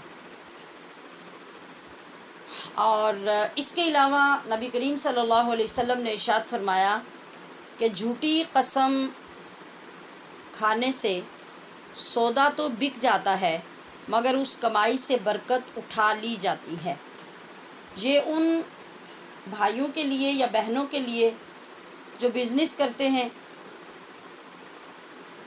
شاپس پہ بیٹھے ہوتے ہیں، فیکٹریز میں ہوتے ہیں، جس طریقے سے بھی ان کا کوئی کام ہوتا ہے، وہ سامان بیچنے گلیوں میں آتے ہیں، یا مارکیٹس میں یا پلازوں میں، مالز میں، جہاں بھی بیٹھے ہوتے ہیں، تو سامان لینے جب کوئی جاتا ہے اور بارگیننگ ہوتی ہے تو اس میں سب سے جو زیادہ زور والی بات ہوتی ہے وہ یہی ہوتی ہے کہ خدا کی قسم، اللہ کی قسم باجی اتنے کا نہیں اتنے کا ہے، اور مجھے اتنا نہیں بچ رہا اتنا بچ رہا ہے، اور مجھے ایک پیسے کی بھی کمائی نہیں بچ رہی. اور یہ انڈرسٹوڈ بات ہے، جو بندہ لینے جا رہا ہوتا ہے اس کو بھی پتہ ہوتا ہے، اور جو وہ قسمیں کھا رہا ہے اس کو بھی پتہ ہے کہ وہ جھوٹ بول رہا ہے اور جھوٹی قسمیں کھا رہا ہے. تو اب کیا ہوگا کہ جب وہ بار بار قسم کھائے گا تو بعض اوقات پھر جو سامان لینے جا رہا ہوتا ہے انسان وہ بھی گھبرا جاتا ہے اور وہ کمپرومائز کر لیتا ہے، ابھی چلو بیچارہ اتنی قسمیں کھا رہا ہے تو وہ سچ ہی کہہ رہا ہوگا. اب آپ صلی اللہ علیہ وسلم نے ارشاد فرمایا کہ ایسا کرنے سے آپ کا سودا تو بک جائے گا، لیکن وہ جو آپ کو ہر مہینے رونا ہوتا ہے نا کہ کوئی دعا کریں کہ ہمارے پیسے میں برکت نہیں ہے، اور اتنے پیسے آتے ہیں اور سمجھ نہیں آتی کدھر جاتے ہیں، کوئی وظیفہ بتا دیں، کوئی دعا کر دیں، تو یہ تمام کام بھی ہم سب کے لیے قابل توجہ ہیں، اور ہمیں ان چیزوں کی طرف بھی توجہ دینے کی ضرورت ہے کہ آخر برکت کیوں نہیں رہی. تو جب ہم اس طریقے سے کمائیں گے تو یہ تو آپ صلی اللہ علیہ وسلم کا فرمان ہے. تو جب آقا علیہ السلام کا فرمان ہمیں پہنچ گیا، اس کے باوجود ہم اس کی طرف تو توجہ نہ کریں اور پھر ہم اس کے خلاف کر کے سارا دن قسمیں کھا کے سامان بیچتے رہیں اور پھر بعد میں شکوہ کریں کہ ہمارے مال میں برکت نہیں رہی، تو سب سے پہلے تو آپ کو اس عادت کو ختم کرنا ہوگا. اور اس کے بعد یہ حکم ہے کہ اگر کوئی شخص کسی کام کے کرنے یا نہ کرنے کی قسم کھا لے اور بعد میں اس سے بہتر کام دیکھے، مطلب اس کو لگے کہ اب میرے لیے اب یہ قسم نبھانا مشکل ہے یا میں نے غلط کام کیا ہے اور مجھے اس پہ نہیں قائم رہنا چاہیے، اور اسے پتہ چلے کہ یہ غلط ہے، تو پھر اس کو چاہیے کہ وہ قسم توڑ دے. یعنی اس بات پہ نہ ڈٹا رہے کہ میں نے قسم کھائی ہے تو میں کیا کروں. شریعت آپ کو اجازت دے رہی ہے کہ آپ قسم توڑ دیں، مگر قسم توڑنے کے بعد کفارہ ادا کرنا ضروری ہوگا. یہ لفظ کیسے بولا جاتا ہے؟ اس کو کفارہ نہیں کہتے، اس کو کفارہ کہتے ہیں. فا کے اوپر شد آتی ہے اور کاف کے اوپر زبر، مگر توڑنے کے بعد کیا ہوتا ہے؟ کفارہ ادا کرنا ہوگا. اور اگر کوئی یہ کہے کہ بھی میں پہلے کفارہ ادا کر لوں پھر اس کے بعد قسم توڑوں، تو یہ طریقہ غلط ہوگا، کیونکہ کفارہ ہے ٹوٹنے کا. تو جب وہ ٹوٹی نہیں تو کفارہ کس چیز کا ہوگا؟ پہلے قسم توڑیں گے پھر اس کا کفارہ ادا کریں گے. ٹھیک ہے، یہ چند احکام قسم کے ہو گئے. اب ہم نے یہ دیکھنا ہے کہ کفارہ ہوتا کیا ہے جس کو ادا کرنے کا ہمیں حکم دیا جا رہا ہے. کفارہ ہے 10 مسکینوں کو یا غریبوں کو لباس دینا. 10 غریبوں یا مسکینوں کو لباس دینا، یا 10 مسکینوں کو 2 ٹائم کا کھانا کھلانا، یا لگاتار 3 روزے رکھنا. یہ 3 چیزیں میں نے آپ کو بتائی ہیں. لگاتار کا مطلب آج ایک، کل دوسرا، پرسوں تیسرا، اس کے درمیان گیپ نہیں ہوگا. تینوں کفارے انسان کی حیثیت کے مطابق اسی ترتیب سے ادا ہوں گے. مطلب کہ اگر کوئی بندہ یہ کہے کہ بھی روزے رکھنے کی بھی کا آپشن ہے تو میں روزے رکھ لوں بس ٹھیک ہے، نہیں. یہ بندے کے مطابق جو فائنینشلی اس کا سٹیٹس ہے اس کے مطابق یہ سہولت اللہ پاک نے دی ہے کہ جو بندہ ویل آف ہے اور وہ 10 مسکینوں کو لباس دے سکتا ہے تو سب سے پہلے اور افضل اس کے لیے یہی ہے کہ وہ 10 لوگوں کو کپڑے دے. اور اگر متوسط درجے کا کوئی بندہ ہے کہ وہ اتنے کپڑے خرید کے نہیں دے سکتا تو پھر 10 مسکینوں کو 2 ٹائم کا کھانا کھلا لے. یہ دوسرا آپشن ہے. یعنی تینوں کفارے اکٹھے نہیں ہیں، ان میں سے ایک ہے، مگر ہر کفارہ بندے کی حیثیت کے مطابق ہے. اور اگر ایک بندہ بالکل مفلس ہے، غریب ہے، وہ پہلا کام بھی نہیں کر سکتا، دوسرا بھی نہیں کر سکتا، تو پھر وہ کیا کرے؟ پھر وہ 3 روزے لگاتار رکھے.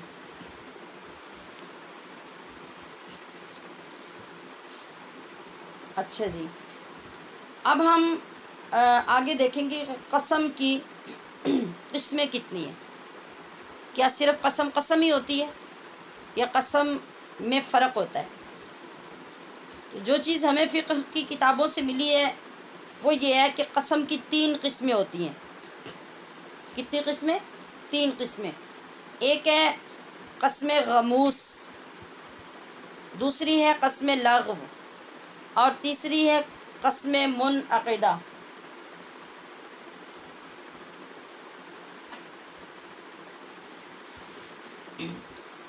قسم غموس یہ ہے کہ مثلا کسی نے قسم کھائی فلاں شخص آیا ہے، قسم کھا لی کہ اللہ کی قسم وہ آ گیا،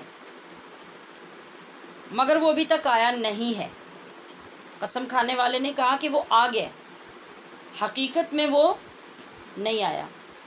یا کسی نے قسم کھائی کہ فلاں آدمی گھر پہ نہیں ہے، حالانکہ وہ گھر پہ ہے. یا کسی سخت چیز کو یا کلر دیکھ کے دور سے کسی چیز کو دیکھا، اور مثال کے طور پہ بعض اوقات ایک ضد لگ جاتی ہے 2 بندوں کے درمیان کہ وہ چیز ہے، وہ چیز ہے. تو ایک بندے نے قسم کھا دی کہ خدا کی قسم یا اللہ کی قسم وہ پتھر ہے، حالانکہ وہ پتھر نہیں تھا. اگر یہ قسمیں اس بندے نے جان بوجھ کے کھائی ہیں، یعنی اس نے کہا کہ فلاں شخص آیا ہے اور اس کو پتہ تھا کہ وہ نہیں آیا، اس نے قسم کھا دی. اس نے کہا کہ فلاں بندہ گھر پہ نہیں ہے، میں قسم اٹھاتی ہوں، حالانکہ وہ گھر پہ ہے اور اس کو پتہ تھا کہ وہ گھر پہ ہے، اس نے قسم اٹھا دی. اور جو چیز جس کے بارے میں اس نے کہا کہ پتھر ہے، اس کو پتہ تھا کہ وہ پتھر نہیں ہے، وہ کوئی اور چیز ہے، لیکن اس نے قسم اٹھا دی. یہ ساری قسمیں غموس ہوں گی. قسم غموس کا مطلب ہوتا ہے کسی چیز میں ڈوب جانا یا مبتلا ہو جانا. تو اس کو قسم غموس اس لیے کہتے ہیں کہ ایسی قسم کھانے والا بندہ گناہ میں مبتلا ہو جاتا ہے، یہ قسم اس کو گناہ میں ڈبو دیتی ہے. بس اس قسم کا صرف گناہ ملے گا. اس نے جھوٹی قسم کھائی، اس کو گناہ ملے گا، اسے اللہ سے معافی مانگنی چاہیے، توبہ کرنی چاہیے. اگر کسی کو اس کی جھوٹی قسم سے نقصان پہنچا، دل آزاری ہوئی، تو اس کو اس سے بھی معافی مانگنی چاہیے. اس قسم کا یہ حکم ہوگا. آگے ہے قسم لغو. قسم لغو یہ ہے کہ جب کسی نے قسم کھائی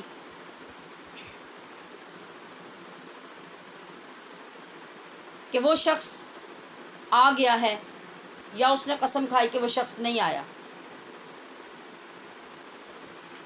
اور اب اس شخص کا جو حقیقی واقعہ ہے وہ اس کے خلاف ہے. مثال کے طور پہ اس نے کہا کہ وہ شخص آ گیا ہے، اور اس کو اسی بات کا ہی پتہ تھا کہ وہ آ گیا ہے، حالانکہ وہ آیا نہیں. پہلی بات میں کیا تھا کہ اس کو پتہ تھا کہ نہیں آیا، مگر وہ پھر بھی جھوٹی قسم کھا رہی ہے کہ وہ آیا ہے، وہ قسم غموس تھی. اب اس نے کہا کہ اللہ کی قسم وہ نہیں آیا اور وہ آ چکا تھا، مگر اس کو واقعی پتہ نہیں تھا کہ وہ نہیں آیا، اس لیے اس نے قسم کھا لی کہ وہ نہیں آیا. بعض اوقات ایسا ہو جاتا ہے نا کہ آپ کے پاس اطلاع نہیں ہوتی کسی چیز کی، یا پہلی اطلاع کو فالو کرتے ہیں آپ اور اگلے بندے کو آپ وہ چیز یا بات فارورڈ کر دیتے ہیں، اور اس دوران حالات بدل چکے ہوتے ہیں. جس کا پتہ تھا آپ کو نہیں آیا وہ آ چکا ہوتا ہے، اور آپ پہلے کے مطابق اطلاع دے رہے ہوتے ہیں. تو اس میں آپ کو واقعی نہیں پتہ، آپ نے اپنی طرف سے سچی قسم کھائی تھی لیکن وہ اپوزٹ ہو گئی. اسی طرح سے آپ نے قسم کھا کے کہا کہ وہ پتھر ہے، اور آپ کو بھی واقعی وہ پتھر ہی لگ رہا ہے، لیکن حقیقت میں وہ پتھر نہیں ہے. تو یہ کون سی قسم ہے؟ یہ قسم لغو ہے. اس قسم میں نہ گناہ ہوگا نہ کفارہ ہوگا، کیونکہ آپ کی جو معلومات ہیں اس کے مطابق آپ بول رہے ہیں. اسی طرح سے وہ لوگ جو بات بات پہ قسم کھاتے ہیں نا، اللہ کی قسم یہ بات، اللہ کی قسم وہ بات، یہ عادت ہوتی ہے. یہ عادتاً جو بندہ جیسے تقیہ کلام ہوتا ہے، کسی کا ایک لفظ بار بار بولتا ہے، اس طرح کچھ لوگوں کی عادت ہوتی ہے کہ بات بعد میں کرتے ہیں، قسم پہلے کھا لیتے ہیں. تو وہ بھی قسم لغو ہوتی ہے، اور اس قسم وہ عادت تو اچھی نہیں ہے، اس کو چھوڑنا چاہیے. لیکن یہ کہ شرعی طور پہ اس قسم پہ کوئی گناہ نہیں ہوگا اور کفارہ بھی نہیں ہوگا. اب آتے ہیں تیسری قسم کی طرف. قسم کی جو تیسری قسم ہے اس کا نام ہے قسم منعقدہ. منعقدہ جو قسم آئندہ کسی کام کے لیے کھائی جاتی ہے. مثلا اللہ کی قسم میں تم سے بات نہیں کروں گی، یہ قسم ہو گئی. اللہ کی قسم میں تمہارے گھر قدم نہیں رکھوں گی، یہ قسم ہو گئی. اللہ کی قسم تم مر بھی جاؤ تو میں تمہارا منہ نہیں دیکھوں گی، میں تمہارے ہاتھ کا پکا کھانا نہیں کھاؤں گی، وغیرہ وغیرہ.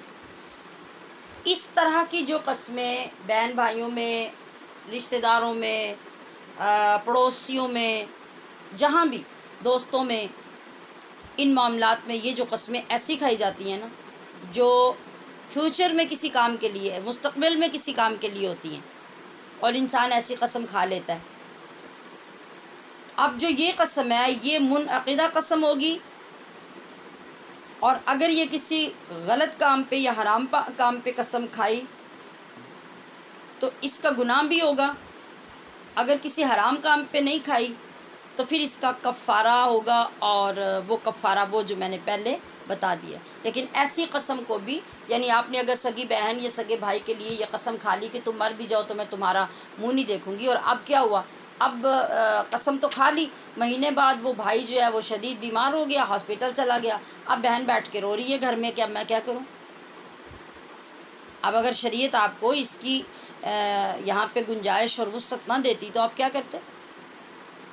یا تو شدید گناہ گار ہوتے رہتے، تو یا پھر اپنی بات پہ بیٹھے رہتے گھر میں اور قسم پوری کرتے. لیکن شریعت نے یہ کرم نوازی فرمائی، اور اس نے کہا کہ جب تم غلط قسم کھا لو اور تمہیں غصے کے بعد اس چیز کا احساس ہو جائے کہ میں نے غلط کیا ہے، گناہ کی بات ہے، حق تلفی کی بات ہے، اور قطع تعلقی کی بات ہے، تو اس کے بعد کیا کرو، پھر قسم کو توڑ دو. اب کفارہ دینے کی صورت کیا ہوگی؟ آپ پہلے جائیں بھائی کی، جا کے عیادت کریں، اس کو ملیں، جس کے گھر نہ جانے کی قسم کھائی تھی اس کے گھر جائیں. اب آپ کے جانے سے قسم ٹوٹے گی، پھر واپس آ کے آپ اس کا کفارہ دیں گے. اور کفارہ میں نے آپ کو ڈیٹیل بتا دی کہ آپ اگر استطاعت رکھتے ہیں تو سب سے پہلی صورت ہے کہ 10 مسکینوں کو کپڑے دیں. اگر اس سے نچلے درجے سے تعلق ہے پھر 10 مسکینوں کو 2 وقت کا کھانا کھلائیں. اور اگر کچھ بھی نہیں کر سکتے، بہت غریب ہیں، بہت مفلس ہیں، تو پھر آپ لگاتار 3 روزے رکھیں. یہ کفارہ ہوگا قسم.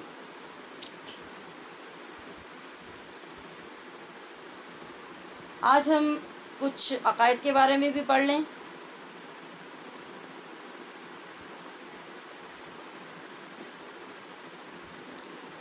میں کوشش یہی کر رہی ہوں کہ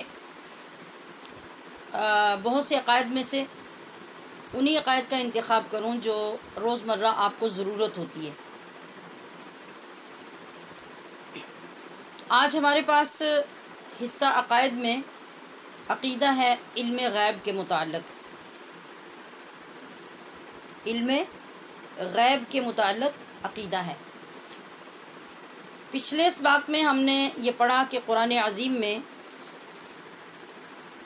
کئی صفات ایسے ذکر ہوئی ہیں جو اللہ کی ذات اور اس کے بندوں میں مشترک ہیں، اور ساتھ یہ بھی پڑھا کہ ایسا ہونا یا ایسا بولنا شرک نہیں، بلکہ اللہ کریم کی ہر صفت ذاتی ہے، اسے کسی نے عطا نہیں کی، کسی سے اس کو وہ صفت نہیں ملی. قدیم ہے یعنی ہمیشہ سے ہے، لا محدود ہے یعنی اس کا کوئی تعین نہیں کر سکتا، اور ازلی ہے، ابدی ہے، کبھی بھی ختم ہونے والی نہیں ہے، اور نہ کبھی ایسا وقت آیا جس میں وہ صفت نہیں تھی. اور جو بندوں کی صفات ہیں وہ عطائی ہیں، اور وہ سب صفات رب ذوالجلال نے خود عطا کی ہیں. مطلب اللہ سمیع علیم ہے، بندہ بھی ہے، اللہ سمیع بصیر ہے، بندہ بھی ہے، اللہ کے نبی بھی ہیں، اللہ کے عام بندے بھی ہیں. اور اسی طرح سے کئی اس دن ہم نے پچھلے عقیدے میں صفات پڑھی تھی. تو یہ جتنی صفات اللہ کے سوا میں ہیں، مخلوق میں، یہ حادث ہیں، یعنی قدیم نہیں ہیں، یہ پیدا کی گئی ہیں اور پھر وہ عطا کی گئی ہیں، پھر وہ محدود ہیں، لامحدود نہیں ہیں۔ ہر ایک کی صفت کی ایک حد ہے جہاں جا کے وہ ختم ہو جاتی ہے، ازلی اور ابدی بھی نہیں ہے۔ یہ سب سے بڑا فرق ہوگا اللہ کی اور مخلوق کی صفات میں، نام ایک ہوں گے لیکن حقیقتیں مختلف ہوں گی۔ ایسے ہی اللہ پاک کے علاوہ جب کسی بھی نبی کے لیے علم غیب کا ذکر ہوتا ہے تو یہی قاعدہ وہاں بھی ہوتا ہے۔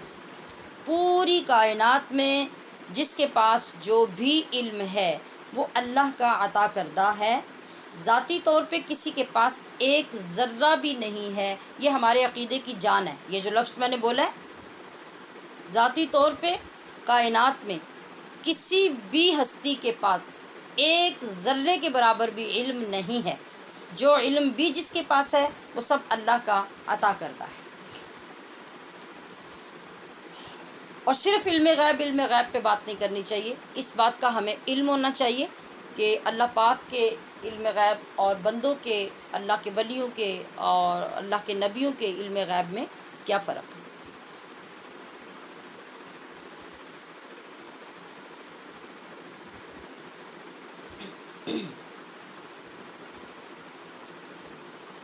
قرآن کریم اس کا گواہ ہے۔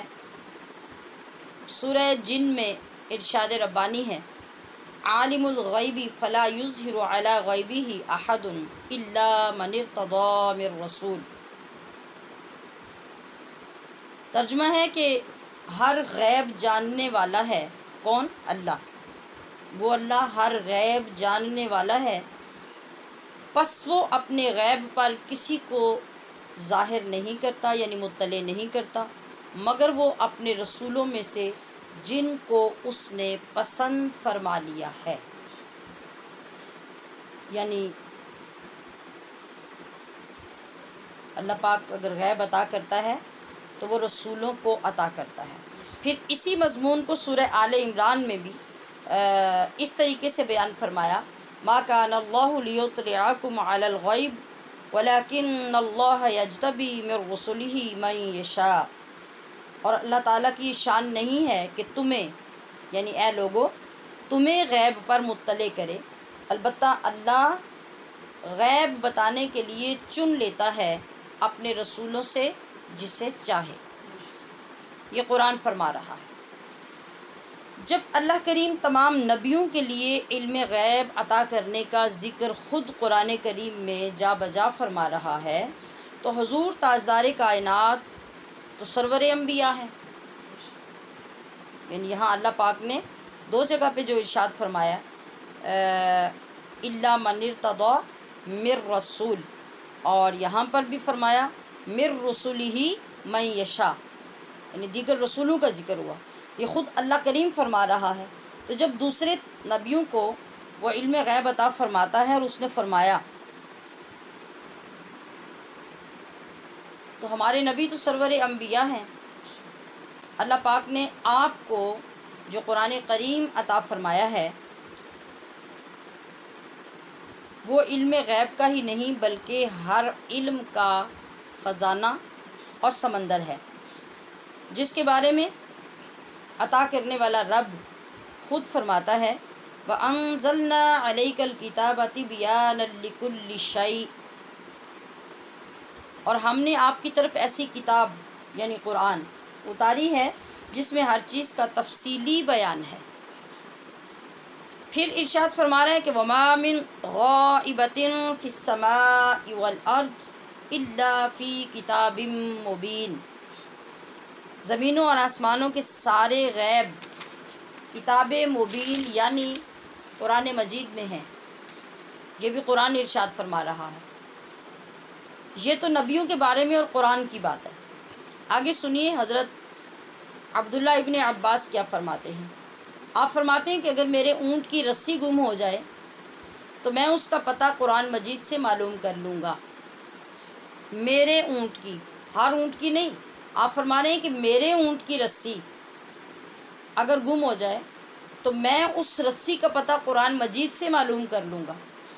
تو پتہ چلا کہ ڈیپینڈ کرتا ہے بندے کی قابلیت پر۔ قرآن کے اندر تو اللہ نے سب کچھ رکھ دیا، اب جس کے اندر جتنی قابلیت ہوگی وہ اس میں سے حاصل کر لے گا۔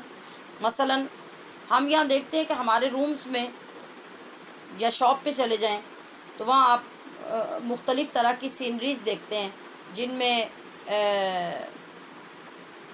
کہیں آپ کو کچھ سینز نظر آتے ہیں، کچھ فلاورز نظر آتے ہیں، کچھ مقامات نظر آتے ہیں، اور کہیں قرآن پاک کی آیات نظر آتی ہیں۔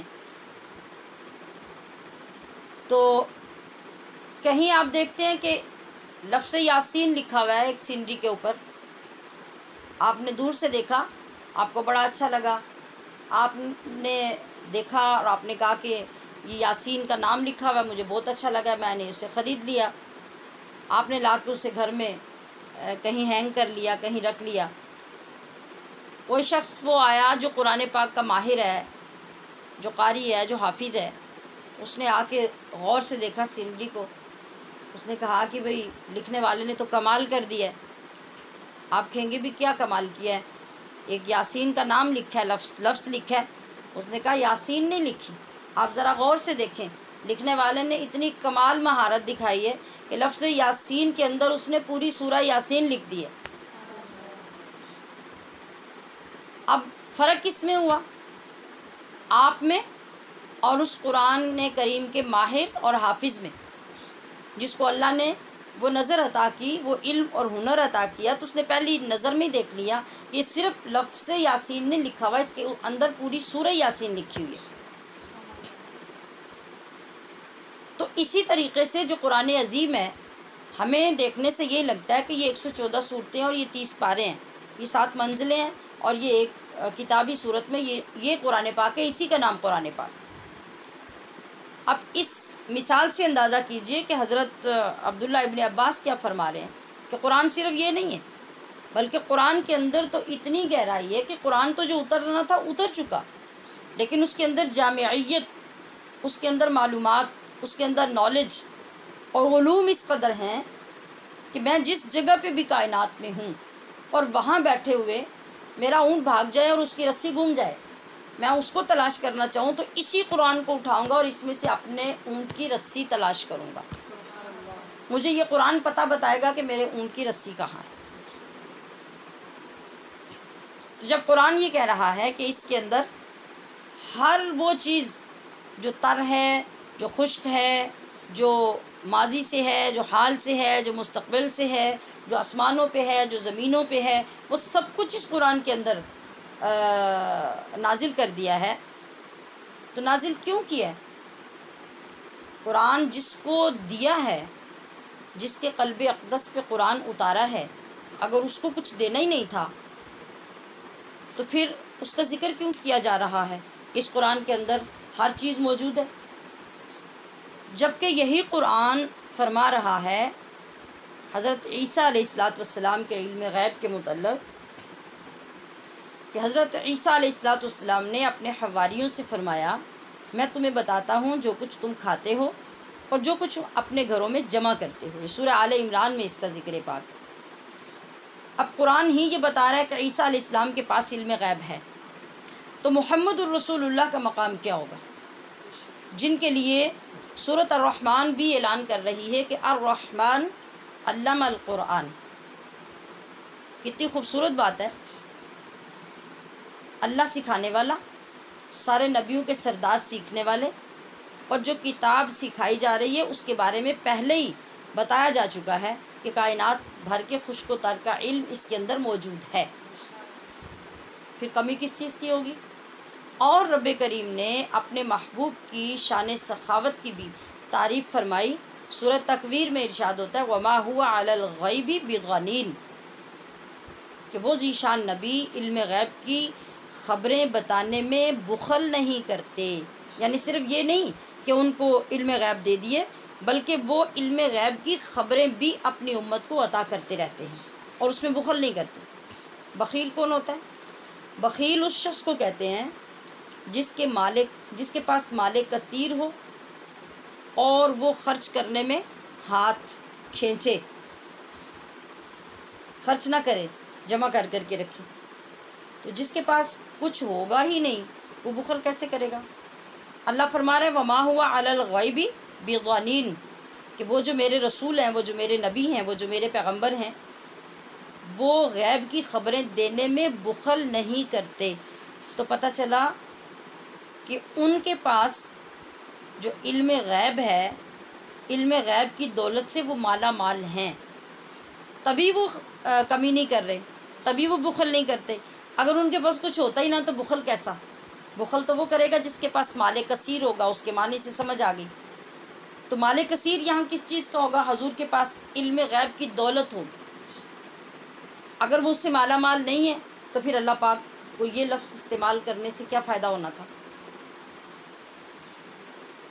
اور عملی طور پہ اگر ہم ایک جھلک دیکھنا چاہیں اللہ پاک کے اس فرمان کی، تو دیکھیے کہ آپ علیہ الصلوۃ والسلام نے کس سخاوت سے علم غیب سے لوگوں کو مستفیض فرمایا۔ غزوہ بدر ہے، اس میں رسول اللہ صلی اللہ علیہ وسلم نے اپنے علم غیب کا اظہار فرمایا کہ جن کافروں کی موت کی خبر دی اور ان کے گرنے کا مقام بتایا، وہ اگلے دن اسی جگہ پہ مرا اور اسی جگہ پہ گرا جس جگہ آپ نے ان کے سروں کی نشاندہی فرمائی تھی۔ 1 انچ بھی کوئی کافر سردار آگے پیچھے نہیں ہوا۔ حضرت انس اس حدیث پاک کو روایت کر رہے ہیں جو مسلم شریف میں موجود ہیں۔ آپ فرما رہے ہیں کہ رسول اللہ صلی اللہ علیہ وسلم نے فرمایا یہ کافر کی گرنے کی جگہ ہے، آپ اس جگہ اور اس جگہ پر، یعنی ادھر کس کی تھی ادھر کس کی تھی، اس جگہ پہ ہاتھ رکھتے تھے۔ بعض روایات میں کہ آپ کے ہاتھ میں عصا مبارک تھی اور اس کے ساتھ آپ زمین کے اوپر رکھ کر نشان لگا رہے تھے، جیسے اس طرح بتا رہے تھے کہ اس جگہ پہ فلاں کافر سردار کا سر ہوگا اور اس جگہ پہ فلاں کا اور اس جگہ پہ فلاں کا۔ تو آپ فرماتے ہیں کہ جس کا جس جگہ کے لیے آپ نے نام لیا وہ وہیں پر گرا اور وہیں پہ مرا۔ وقت سے پہلے آپ کا یہ بتا دینا، صرف اتنا ہی بتا دینا بہت بڑی بات تھی کہ بڑے بڑے سردار آئیں گے کافروں کے، مگر یہ کل مر جائیں گے، یہ بھی تو علم غیب ہی تھا۔ اور یہاں تو یہ بات ہی بہت بڑی آگے چلی گئی کہ آپ نے اگر اس کسی سٹک کے ساتھ یا کسی آپ نے دستے مبارک کے ساتھ آپ نے جہاں نشان لگایا، نشان کتنا بڑا ہوتا ہے یا کتنا بڑا آپ نے لگایا ہوگا نشان، عین اس جگہ کے اوپر ان لوگوں کے جا کے سر گرے اور ان جگہوں پہ جا کے وہ مرے اور وہاں گرے اور ادھر ہی ان کی لاشیں گری۔ اتنا ایگزیکٹ علم کیا تھا جو آپ پہلے سے ارشاد فرما رہے تھے۔ پھر آگے دیکھیے کہ قبر کے ثواب اور عذاب کا علم جو آپ کے پاس تھا اس کا اظہار آپ نے ایک وقت میں کیسے فرمایا۔ آپ کا تصرف بھی دیکھیے، اختیار بھی دیکھیے۔ حضرت عبداللہ بن عباس فرماتے ہیں کہ نبی کریم صلی اللہ علیہ وسلم 2 قبروں کے پاس سے گزرے، آپ نے فرمایا ان دونوں کو یقیناً عذاب ہو رہا ہے، اور کسی بڑی چیز میں عذاب نہیں ہو رہا، ایک چغلی کرتا تھا اور دوسرا پیشاب سے نہیں بچتا تھا۔ جو آپ سب کو بھی بار بار یہ گزارش کی جاتی ہے نا، طہارت کے لیے بار بار تاکید کی جاتی ہے، اس کے لیے یہ رات بھی میں نے سارے مسائل آپ کی خدمت میں عرض کیے، غسل کے حوالے سے، پیچھے حیض و نفاس کے حوالے سے۔ یہ ایک معمولی چیز نہیں ہے۔ ہم یہ سمجھتے ہیں کہ بس پانی ڈال لیا اور ہم صاف ہو گئے اور منہ پہ چھینٹے لگا لیے تو وضو ہو گیا، اور آدھے پیر دھو لیے تو وضو ہو گیا۔ یہ اتنی آسان بات نہیں جتنا ہم اس کو آسان لیتے ہیں۔ اگر اتنا ایزی ہوتا، اتنے آسان ہوتے تو اتنی کتابیں ایک ایک چیز کے مسائل سے نہ بھری ہوتی، یہ سب ہمیں سکھانے کے لیے اتنی محنت نہ کرنی پڑتی۔ تو طہارت ایک ایسی چیز ہے، طہارت کو ہم نے پیچھے حدیث پاک بھی یاد کی، الطہور شطر الایمان، کہ طہارت پاکیزگی جو ہے یہ آپ کا آدھا ایمان ہے۔ اب آپ دیکھیے کہ ہماری ساری عبادتوں کا انحصار طہارت پہ ہے۔ اگر طہارت نہیں ہے تو آپ کی کوئی عبادت کا وجود ہی نہیں ہے، وہ قائم ہی نہیں ہوئی، آپ بے شک ساری رات مصلی پہ بیٹھے رہیں۔ تو یہاں آپ نے ارشاد فرمایا کہ کوئی بہت بڑے گناہ نہیں ہیں ان لوگوں کے جن کو عذاب ہو رہا ہے، ایک ان دونوں میں سے وہ تھا جو چغلی کرتا تھا، اب قبر کے مستقل عذاب میں گرفتار ہے، اور دوسرا پیشاب سے نہیں بچتا تھا۔ ہمارے ہاں خواتین کے اندر ایسی بے شمار کوتاہیاں، غلطیاں، لاپرواہیاں پائی جاتی ہیں۔ گھروں میں پیچھے چلے جائیں، کچھ عرصے پیچھے دیہاتوں کے علاقوں میں جہاں پہ نلکے لگے ہوتے تھے اور وہیں پہ خواتین گھروں میں پیشاب کرتی اور وہیں پر ہی وضو کرتی اور وہیں پہ غسل کرتی، تب بتائیے کہ کون سی طہارت کا انتظام رہ جاتا تھا۔ اور اب جو اٹیچ واش رومز ہوتے ہیں یا وہیں پر غسل کرنا ہوتا ہے، اور وہیں پر جو خواتین جو چھوٹے بچوں والی ہوتی ہیں گھروں میں، وہ جو احتیاط نہیں کرتی، بچوں کو بٹھا دیا وہاں پہ، ان کے پیمپرز رکھ دیے، خود بچوں کو بٹھایا تو ان کی وہ جگہ صاف نہیں کی، چھینٹے پڑتے رہے، پھر انہی واش رومز میں جا کے غسل کر لیا۔ اب خود اپنے اپنے معاملات کو دیکھیے گا، غور کیجیے گا، آپ کو خود سمجھ آئے گی کہ طہارت کے انتظام میں ہمارے گھروں میں کتنا نقص ہے اور کتنی کمی ہے۔ تو یہاں پہ قبر کا عذاب بھی صرف اس وجہ سے ہو رہا ہے کہ وہ بندہ پیشاب کے چھینٹوں سے نہیں بچتا، اس کے پیروں پہ کبھی چھینٹے پڑتے ہیں یا کپڑوں پہ پڑتے ہیں یا جوتوں پہ پڑتے ہیں، اس کو اس چیز کی پرواہ نہیں ہے۔ یا جس طرح سے ہمارے بچوں کی خاص طور پہ تربیت نہیں کی جاتی، لڑکوں کی، اور وہ لڑکے باہر نکل کے کبھی گلیوں میں، کبھی کھیتوں میں، کبھی دیواروں کے ساتھ وہ پیشاب کر رہے ہوتے ہیں، تو یہ جو جانوروں والے طریقے ہیں، یہ سب ہمارے مسلمانوں کے کام ہے، کہ بڑوں کے کام ہے، ماں باپ کے کام ہے کہ ان کو سکھائے جائیں۔ تو یہ آخر کار نتیجہ کیا نکلا کہ اس شخص کو قبر میں عذاب ہو رہا ہے۔ آپ نے کھجور کی ایک تر شاخ توڑی، آدھی آدھی دونوں قبروں پر گاڑ دی۔ فرمایا تحقیق یہ ہے کہ جب تک یہ خشک نہیں ہوں گی، ان قبروں والوں کے عذاب میں تخفیف رہے گی۔ کیا مطلب؟ وہ تر شاخ تھی، سبز پتے تھے، جب تک وہ تر شاخ رہے گی اور پتے سبز رہیں گے، اور کھجور کے پتے، کھجور کی شاخ تھی، وہ تو اتنی جلدی مرجھاتے ہی نہیں ہیں، تو جب تک وہ پتے اور ٹہنیاں سبز ہیں وہ اللہ کی تسبیح کریں گی، جیسا کہ ہم نے پیچھے دوسرے ٹاپک میں پڑھا، اور جب تک وہ تسبیح کریں گی تو قبر میں عذاب رکا رہے گا۔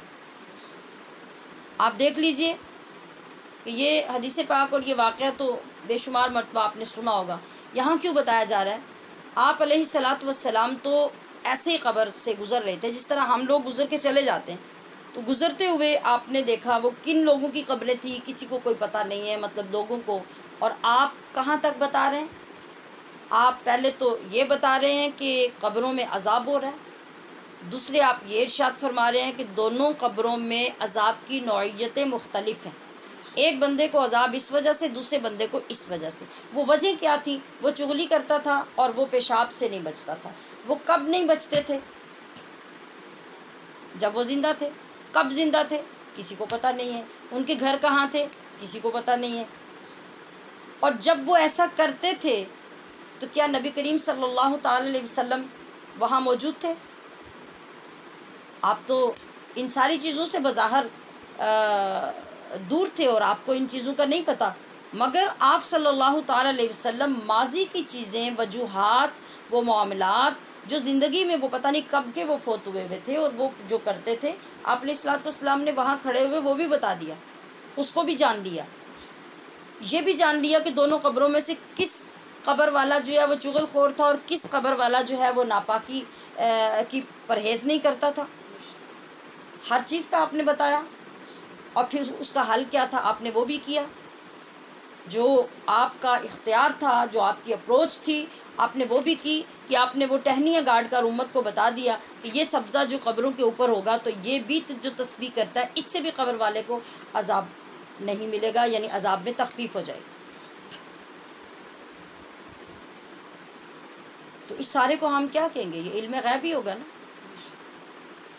پھر نبی کریم صلی اللہ علیہ وسلم نے ارشاد فرمایا، ہمیں ہماری امت پیش کی گئی اپنی اپنی صورتوں میں مٹی میں، امت مطلب ہم بھی، ہمارے سے بعد آنے والے بھی، ان کے بعد آنے والے بھی، جب قیامت آئے گی اس تک جو لوگ دنیا میں پیدا ہوں گے سب جو آپ کی امت تھی، آپ وہ بتا رہے ہیں کہ وہ ساری امت مٹی میں، یعنی ابھی صورتیں ان کی بننے ہیں، جہاں جہاں پہ ان کی جو مٹی ہے اس کے ذریعے سے وہ صورتیں ہمارے سامنے پیش کی گئی اور ہمیں بتا دیا گیا کہ کون ہم پہ ایمان لائے گا اور کون نہیں لائے گا، یعنی کافر رہے گا۔ قیامت تک کے آنے والے لوگوں کا نبی علیہ السلام کو تبھی بتا دیا گیا کہ یہ کوئی تو نہیں نا بیان کر رہا، یہ خود حضور بیان فرما رہے ہیں کہ ہم پہ کون ایمان لائے گا اور کون نہیں لائے گا۔ جب یہ بات سنی تو جو لوگ مجلس میں بیٹھے تھے نا منافق، وہ ہنسنے لگے اور آگے پیچھے ہو کے کہنے لگے کہ حضور کہتے ہیں میری جو امت ابھی پیدا بھی نہیں ہوئی مجھے ان کے کفر اور ایمان کا بتا دیے گئے، اور ہم تو ان کے ساتھ رہتے ہیں، ہمارا تو انہیں آج تک پتہ نہیں چلا۔ تو نبی کریم صلی اللہ علیہ وسلم پھر منبر پر تشریف فرما ہوئے۔ آپ نے فرمایا ان لوگوں کا کیا حال ہے جو ہمارے علم میں طعن کرتے ہیں، اب سے لے کے قیامت تک جس چیز کے بارے میں ہم سے پوچھو گے ہم اس کے بارے میں تمہیں خبر دیں گے۔ مطلب کیا ہے کہ جس وقت اللہ پاک اپنے بڑے بڑے رازوں کا اپنے بندوں کو امین بناتا ہے نا، تو پھر جو اس کی یہ شان ستاری ہے وہ شان ستاری اپنے محبوبوں کو عطا کرتا ہے، اور وہ بہت کچھ جاننے کے باوجود وہ اس طرح ہوتے ہیں جیسے وہ کچھ بھی نہیں جانتے، اور عرصہ دراز تک وہ لوگوں کی چیزوں پہ پردہ ڈالے رکھتے ہیں۔ جب اللہ چاہتا ہے یا جو ان کو اجازت ملتی ہے تو وہ اس وقت اس پردے کو کھولتے ہیں۔ یہ اللہ کا اپنا ایک نظام اور یہ اس کی اپنی تقسیم ہے۔